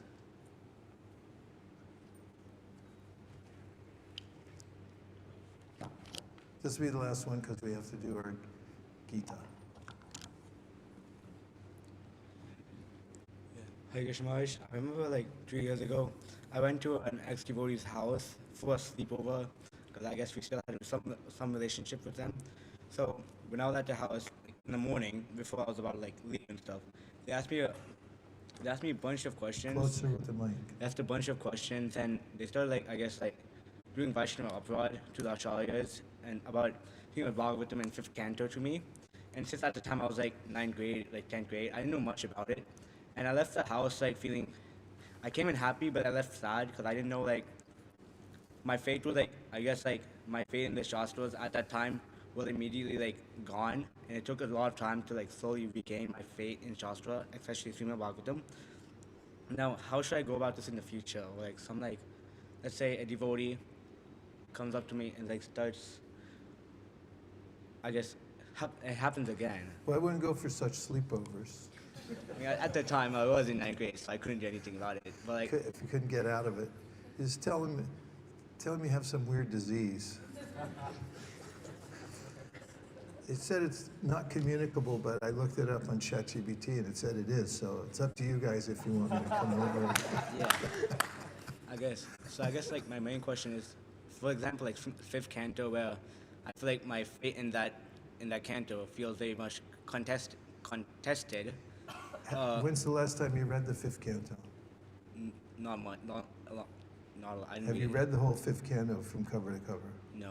Well, that's where I'd start. So what happens is people who don't understand something enter into one of these 3 categories. raga, bhaya, krodha. Krodha means they don't understand it and they're agitated because it's very difficult to deal with life and you got to be angry at somebody in order to have a position. And so then they just become angry at Krishna. And then they'll say, well, Bhagavatam says this or that.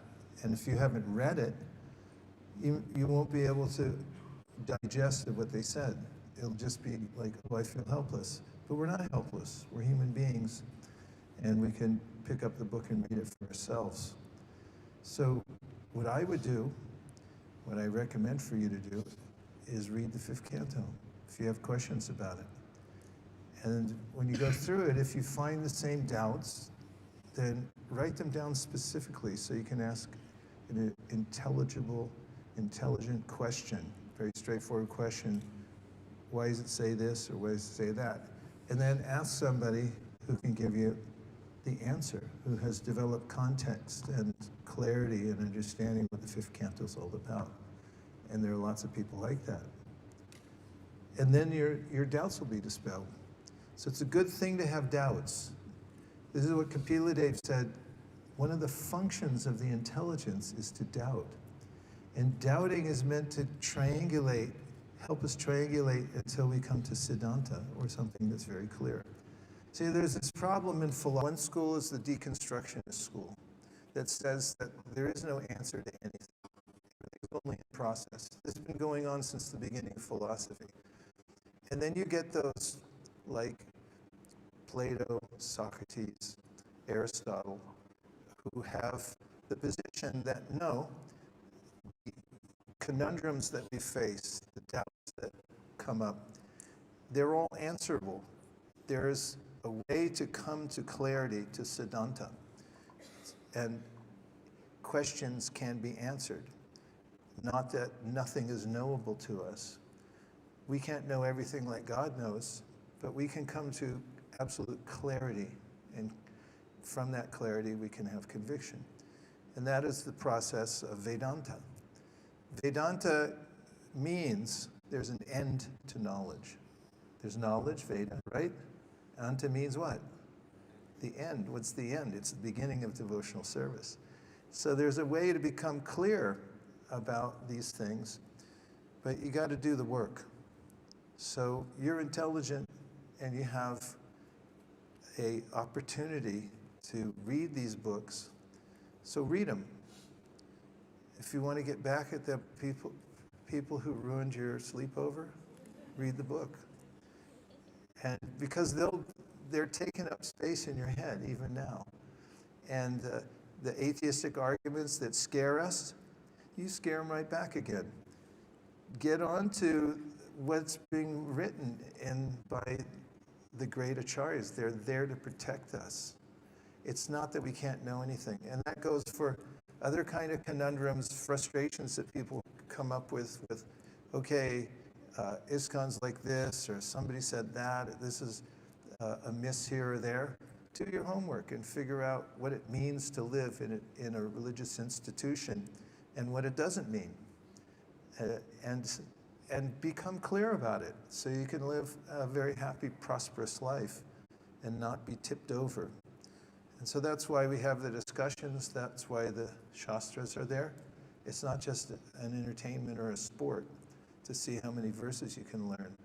They actually are edifying and they give us very strong understanding and clarity about who we are and what's the purpose of life. On that note, let's do the half of our Bhagavad Gita. Me half. Would you like to do just the English or just the Sanskrit? Okay, let's vote. Just English, raise your hand. Okay, just Sanskrit? Okay, we'll do the English.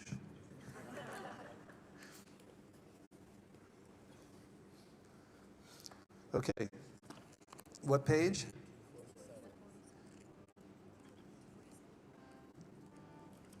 I just realized how important it is to know the English. You want me to tell you how I know? Because for my Bhaktivedanta exams, they gave us all the verses that we're supposed to memorize. And I can truthfully say I know 99% of them in Sanskrit. But to be able to verbatim say the English, which I've never really taken the trouble to do, is to memorize verbatim every verse. It's a high hill to climb. And it's really nice to, now I'm becoming more engrossed in hearing English translations. So the next time this happens, I'll beat it to the punch. Okay, let's do the English to 11th chapter of Bhagavad Gita up to text 22. Can we have a little drone? Thank you. Arjuna said, by my hearing the instructions you have kindly given me about these most confidential spiritual subjects, my illusion has now been dispelled. O lotus-eyed one, I have heard from you in detail about the appearance and disappearance of every living entity, and have realized your inexhaustible glories. O greatest of all personalities, O supreme form, though I see you here before me in your actual position, as you have described yourself, I wish to see how you have entered into this cosmic manifestation. I want to see that form of yours. If you think that I am able to behold your cosmic form, O my Lord, O Master of all mystic power, then kindly show me that unlimited universal self. The Supreme Personality of Godhead said, my dear Arjuna, O son of Pritha, see now my opulences, hundreds of thousands of varied, divine, and multicolored forms. O best of the Bharatas, see here the different manifestations of Adityas, Vasus, Rudras, Ashvini Kumaras, and all the other demigods. Behold the many wonderful things which no one has ever seen or heard before. O Arjuna, whatever you wish to see, behold at once in this body of mine. This universal form can show you whatever you now desire to see and whatever you may want to see in the future. Everything moving and non-moving is here completely in one place. But you cannot see me with your present eyes. Therefore I give you divine eyes. Behold my mystic opulence. Sanjaya said, O king, having spoken thus, the Supreme Lord of all mystic power, the personality of Godhead, displayed his universal form to Arjuna. Arjuna saw in that universal form unlimited mouths, unlimited eyes, unlimited wonderful visions. The form was decorated with many celestial ornaments and bore many divine upraised weapons. He wore celestial garlands and garments, and many divine scents were smeared over his body. All was wondrous, brilliant, unlimited, all expanding. If hundreds of thousands of suns were to rise at once into the sky, their radiance might resemble the effulgence of that Supreme Person in that universal form. At that time, Arjuna could see in the universal form of the Lord the unlimited expanses of the universe, situated in one place, although divided into many, many thousands. Then, bewildered and astonished, his hair standing on end, Arjuna bowed his head to offer obeisances, and with folded hands began to pray to the Supreme Lord.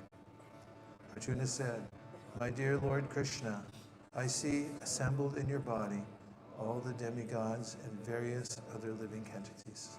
I see Brahma sitting on the lotus flower, as well as Lord Shiva and all the sages and divine servants. O Lord of the universe, O universal form, I see in your body many, many arms, bellies, mouths, and eyes, expanded everywhere, without limit. I see in you no end, no middle, and no beginning. Your form is difficult to see because of its glaring effulgence, spreading on all sides like blazing fire or the immeasurable radiance of the sun.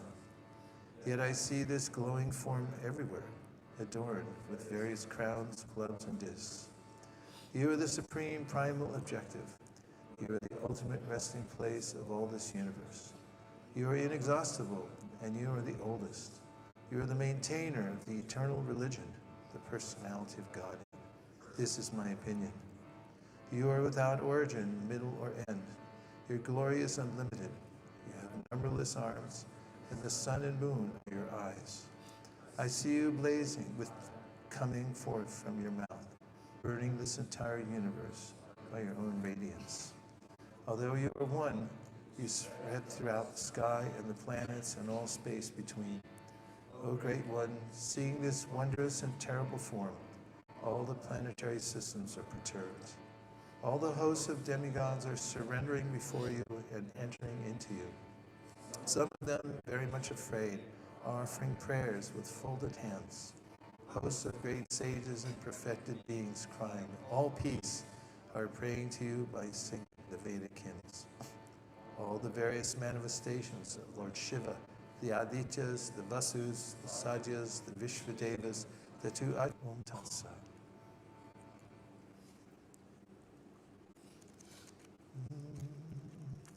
Hari Haraya Nama Krishna Yadavaya Nama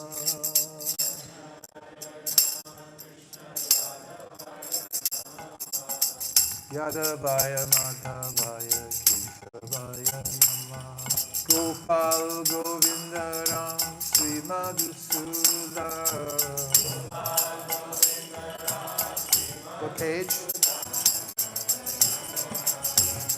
Shri Chaitanya Nityananda Sri Advaita Sita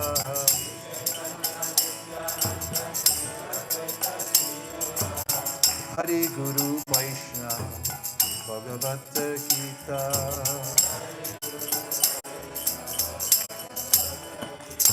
Shri Rup Sanatana Bhakta Raghunath Shri Jiva Gopala Bhakta Raghunath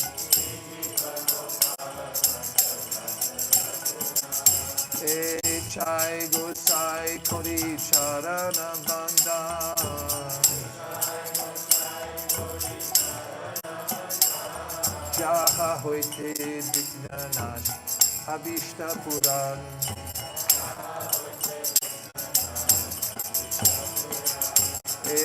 Chai Gosai Jarmuni Tartar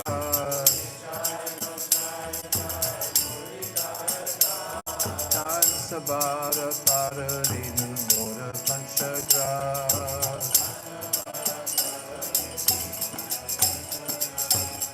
Andara Charana Shebe Bhakta Sani Vajal Radha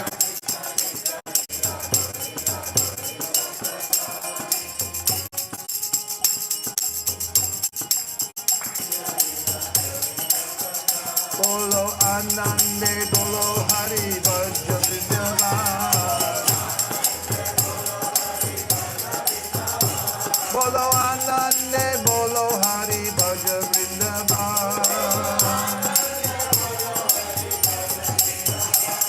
Shri Guru Vaishnava Pani Janiyaman Shri Guru Vaishnava Pad Padma Kori Aaj Hari Naam Sankirtan Kohe Daro Tamotas Hare Krishna Krishna Krishna Hare Hare Hare Rama Rama Rama Hare Hare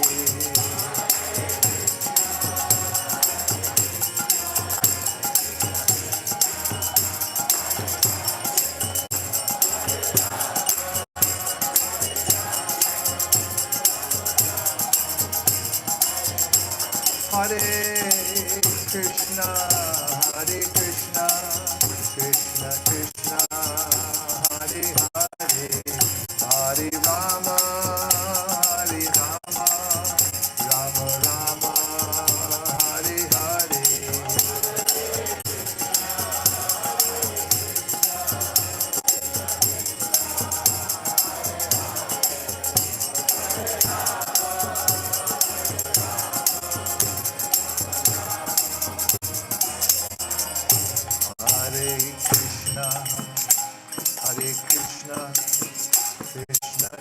Krishna, Hare Hare, Hare Rama, Hare Rama, Rama Rama, Hare Hare, Krishna.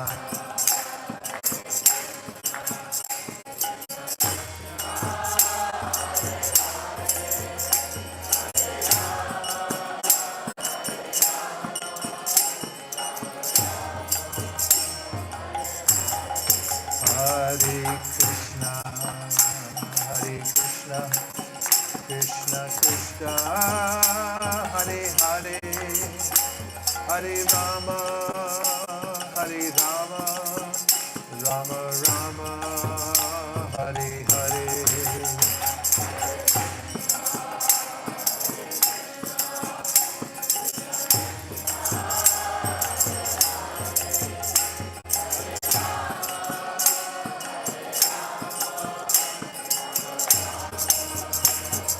Hare Krishna, Krishna Krishna, Hare Hare, Hare Rama, Rama Rama, Hare Hare.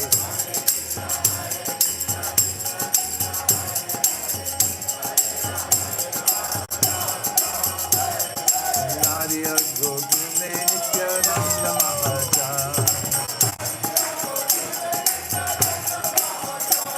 Pateyachi Nam Hata Jivara Karan,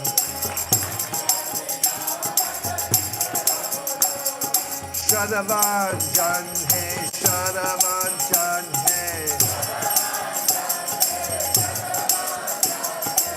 Shadavan Jan Hai, Shadavan Jan Hai.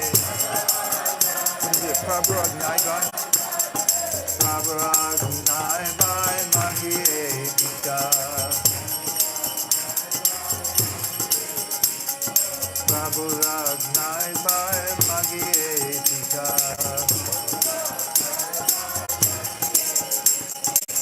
Krishna Bolo Krishna Koro Krishna Shika Krishna Krishna Bolo Krishna Bhajo Krishna Koro Krishna Shika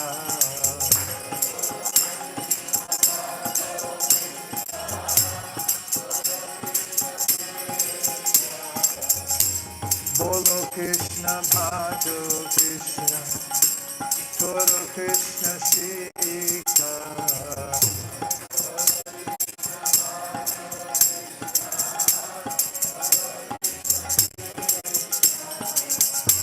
Krishna Hoy Loha Krishna, Apara Krishna Hoy Loha Krishna.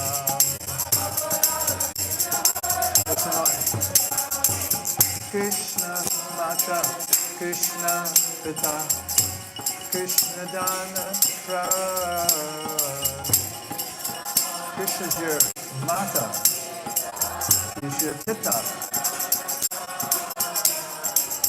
Krishna Mata, Krishna Pita, Krishna Dana Pran. Huh? Krishna Samsara Porishara Anusara,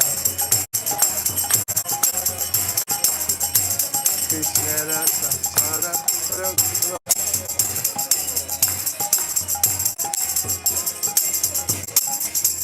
Jive Doya Krishna Nam Sarva Dharma Sar.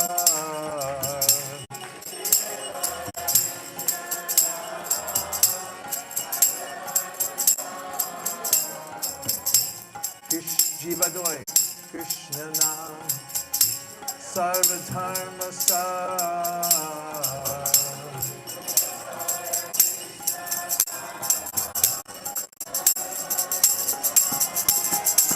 Hare Guru Nityananda Mahajan, Hare Krishna, Krishna Krishna, Hare Hare, Hare Rama. Nitai Gaura Hari Bol, Hari Bol, Hari Bol. Nitai Gaura Hari Bol.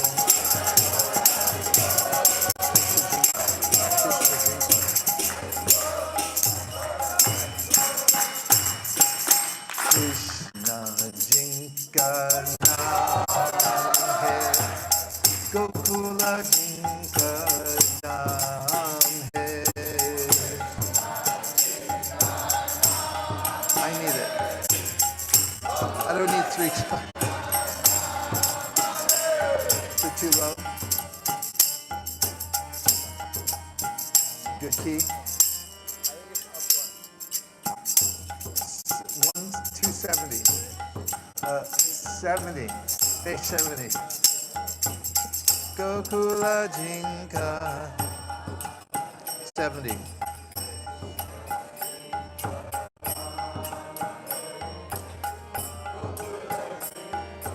ऐसे श्री भगवान को मेरे बारंबार प्रणाम है।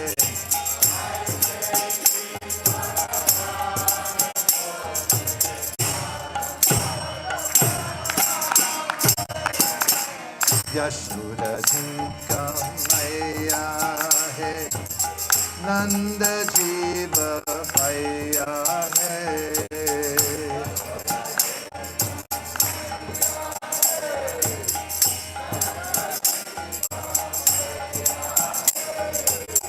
ऐसे श्री गोपाल को मेरे बारंबार प्रणाम है।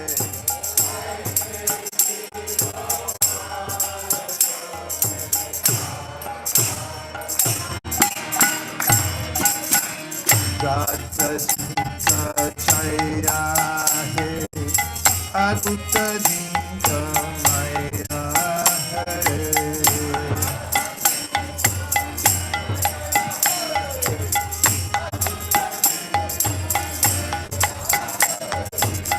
ऐसे श्री ज्ञान श्याम को मेरे बारंबार प्रणाम है।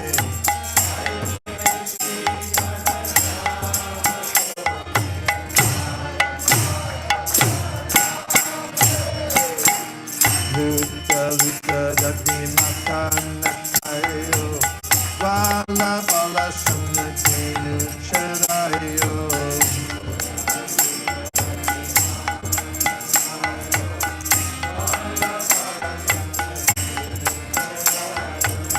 ऐसे लीला काम को मेरे बारंबार प्रणाम है।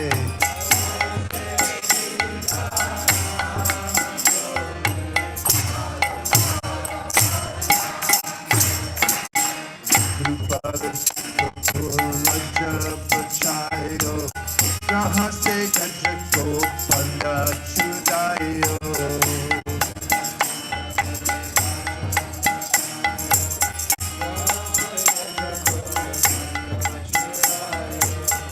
ऐसे कृपा दाम को मेरे बारंबार प्रणाम है।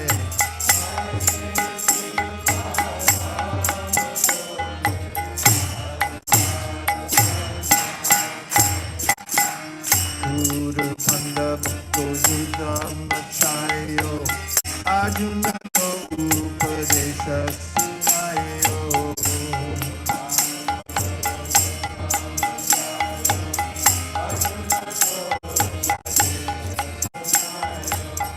ऐसे दीननाथ को मेरे बारंबार प्रणाम है।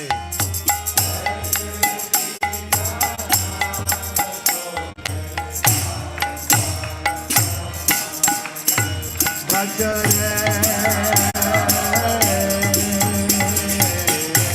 हे राधा गोविंद गोपाल हरे।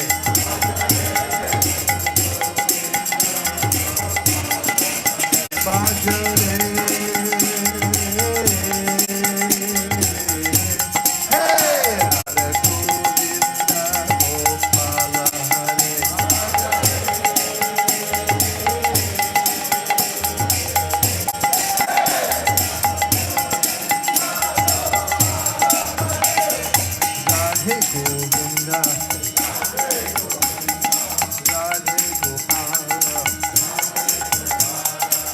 Radha Madan Mohan, Radha Madan,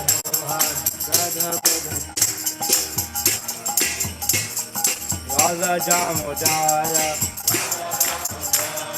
Radha Nila Madhava, Radha Kunj Madhava, Radha Kunj Bihari, Radha Kunj Bihari, Radhe Govinda, Radhe Govinda, Radha Rasihari, Radha Rasihari, Radha Shama Sundar, Radha Shama Sundar, Radha Madhava, Radha Gopi Vallabha, Radha Gopi Vallabha, Radha Natavara, Kishore Kishori, Kishore Kishori, Radha Radha Nata, Gandharvika Giridhari, Gandharvika Giridhari,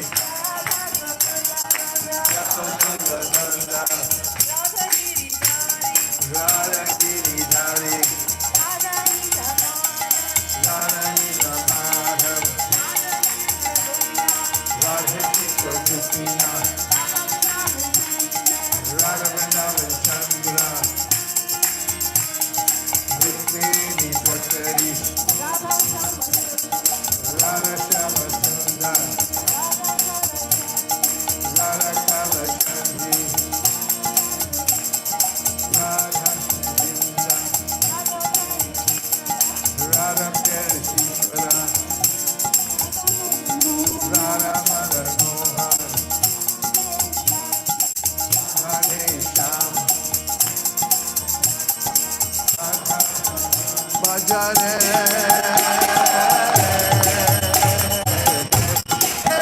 Radha Govinda Gopala Hare,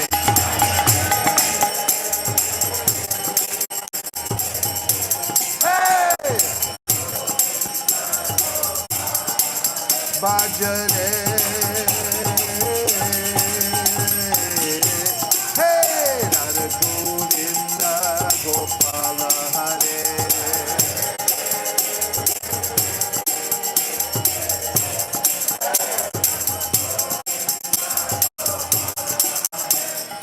I say Shri Bhagavan ko mere barambar pranam hai.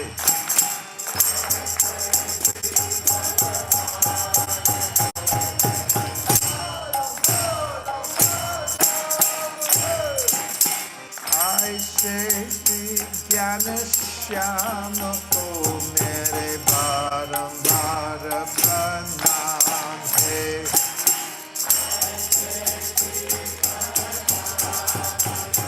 Mere barambar pranam hai. Go Premanande! Nitai Gaura Hari Bol, Hari Bol, Hari Bol, Nitai Gaura Hari Bol.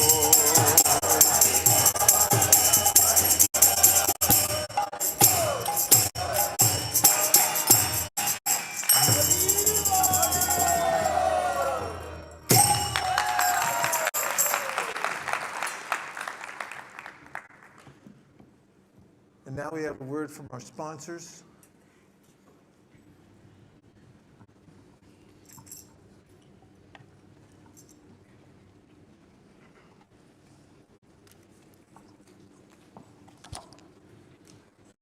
Hare Krishna. Hare Krishna. So how was today? Jai. Thank you, Maharaj, for giving us a grand entry to Rajmundry today so we can prepare ourselves for tomorrow. So just before we go through tomorrow's schedule, just for some logistics, I made an announcement on the group about the laundry. I guess everybody got it. Some of you have already given it. So those who have given it, you'll get it tomorrow morning, but others can still give it in the morning before you head out, and then you'll get it when you come back around 5 or 6 o'clock. They have a laundry in-house, so it's pretty quick, and there is a 20% discount. I've shared the code. You just need to quote when you're giving your laundry. So that's important.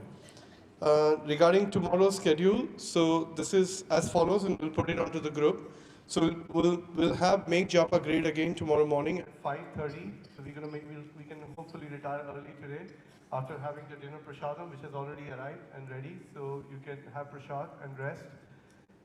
And then we'll check if the lawn is available in the morning, so we can have the japa in the morning outside if they allow us, and otherwise we'll do it here. We still have the hall. We'll have Guru Puja here. So make japa great again is from 5:30 to 6:40. 6:40 to 7 o'clock Guru Puja here in the hall. And then at 7 o'clock to 7:45, we'll have a Srimad Bhagavatam class by Guru Maharaj. And then at 7:50 a.m., the breakfast will be served right just behind you. And then we will leave for Kovur at 8:45 a.m. Haribol! So in Kovur, we'll spend, it's about half an hour away from here, we'll spend good amount of time and we'll hopefully be back for lunch about 1:30. And then there'll be rest till about 3:45. And then in the evening, we have tentatively planned, and I'll confirm once we have spoken to Maharaj, we will be going to Gautama Rishi Ghat. It's on this side of Rajmundry. And there we have a beautiful Jagannath temple and also a nice place in the temple to do katha. And as we conclude the katha, there is a place to do arti. There is an arti which takes place over the weekend, and it has happened to be a weekend just by the Ganga Ghat, which we can witness that arti tomorrow evening. I confirmed with the devotees here locally. The timings differ, so according to our timing, we can do that. And then we will have the prasadam served for the devotees at 6:30, early there itself at Jagannath Temple, and be back at 8 o'clock and take rest to depart next morning early. So that's the plan. The second half, I'll confirm once again later tonight before we put it onto the group. But that's our tomorrow's schedule for Rajamundry. What I do need to do after we finish the program and before you head out to the dinner, I'm just going to call out the names of the devotees on the flight. We're all on that flight, but I just want to make sure, want to double check we haven't missed out anybody. I hope not. If not, we can still add the flight. So the flight from Rajamundry to Hyderabad is a small plane. It's the one with the fans, so it's a 78-seater. So it's pretty much a private charter unless they decide to change, which they do. So it's 72 of us in that flight, and there's 78 seats. So we were in two different flights. So over the course of last 1 week, we managed to get everybody onto that flight.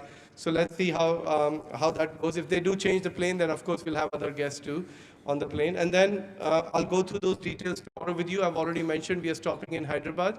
And then again going back into the airport to catch the flight to Trichy. So we'll be going to Srirangam. So that's it from the announcement. Is there anything from anyone you'd like to ask me any question? Okay. Yes, Vindarika?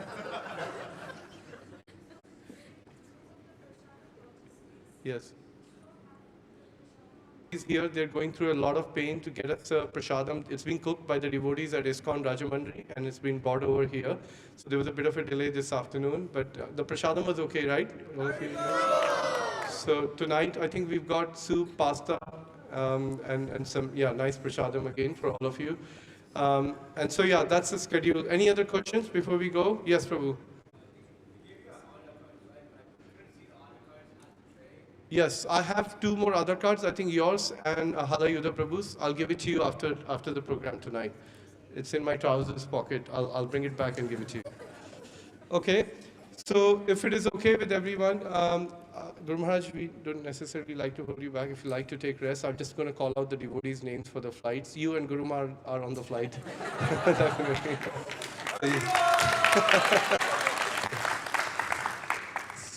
Would you like to make a prayer, and then I can do that, Maharaj? It's like the Vishnu Sahasranam. Let's hear how it sounds. Yasya smarana matrena janma samsara bandhanat pamuchite namastasmai Vishnave Prabha Vishnave. Om. Names. Oh, okay. Just 1 second, Maharaj. Just getting the Vishnam Vishnu Pachakaro Bhuta Bhavya Bhava Prabhu Bhuta Ripa Bhavan Bhavo Bhuta Ma Bhuta Bhavanaha Bhuta Ma Paramatmacha Bhutanam Dharamagati. Okay, I'm ready. So I'm just going to call out the names as per your passport. You can just say Hare Krishna. Sachi Singh, Okay, you're not on the flight if you're not going to call the name. Okay, good. Then we have here Asha Mataji. Hare Krishna. Okay, good. Then we have Arav. We have Ishika. We have Reena Mataji. Arushi. Dia. Abhinav. Ayan. Ayan? Okay, right here. Hare Krishna. Then we have Hari. Hare Krishna. Shubiksha. Okay, great. Then we have Hinal Mataji. Rudra. We have Riddhi. Advait. We have Swati Mataji. Okay. Then we have Amala Mataji. There we go. Then we have here Aditi. Aditi? Okay. Hare Krishna. Arjun. Great. Then we have Vikesh Prabhu. See ya. Who else? Simran Mataji. See ya. And then Chaitanya. Hare Krishna. Can't leave a Sankirtan leader behind. Hare Krishna. Then we have Rishabh. Anirudh. Dinal has not come, right? Harai Pran Prabhu? Yeah, but I got the news a bit late, so we can use the luggage allowance. What do we do? We have some excess. Parth? Okay. Venkatesh Prabhu? Okay. Balram? Shrikar? Okay. Ram? You have Gopal? You have Abhay? Yes, yeah. Prashant? Okay. Aditi? This is Aditi Nandur Mataji. Okay, great. Then we have Srivatsa? Okay. Mansi? Okay. Dia, this is, sorry, Dian, not Dia, Dian, okay. Mukunda Hari? Okay, good. Hari? We called you already, oh, that's you, Hari Ramesh, that's right. Thank you, Harai Pran Prabhu. Okay, Radhe? Myra? Okay. Radha? And we have Veda? Vaishnavi Vidyasagar. Okay. Then we have Subhabrata Nandi. Hare Krishna, great. Then we have Mala Prabhu. Okay. Radhika. Rahul. Hare Krishna. Okay. We have Raj Prabhu. Ansh. Okay. Amit. Okay, he's there. Mayur Mataji. Okay, you're there. And then we have Om. Hare Krishna. Om is there. Sorry, 1 second. Raghav. Okay, great. Manjari. Okay, great. And we have Giridhari. You just left already? Okay. Hare Krishna. Prabhu. Okay, Advait. Okay. Achyuta Prabhu. Okay. Then Aditya. Vaishnavi Muchkota. There we are. Okay. Monisha. Hare Krishna. Okay, that wasn't it. That's just one round of the tickets. I've got a few more. I've got just, I've got 2 more sets. They are small. I think we're almost there. And then I'm ready to ask the question, but I will still ask, but let's see. Let's just go through this quick.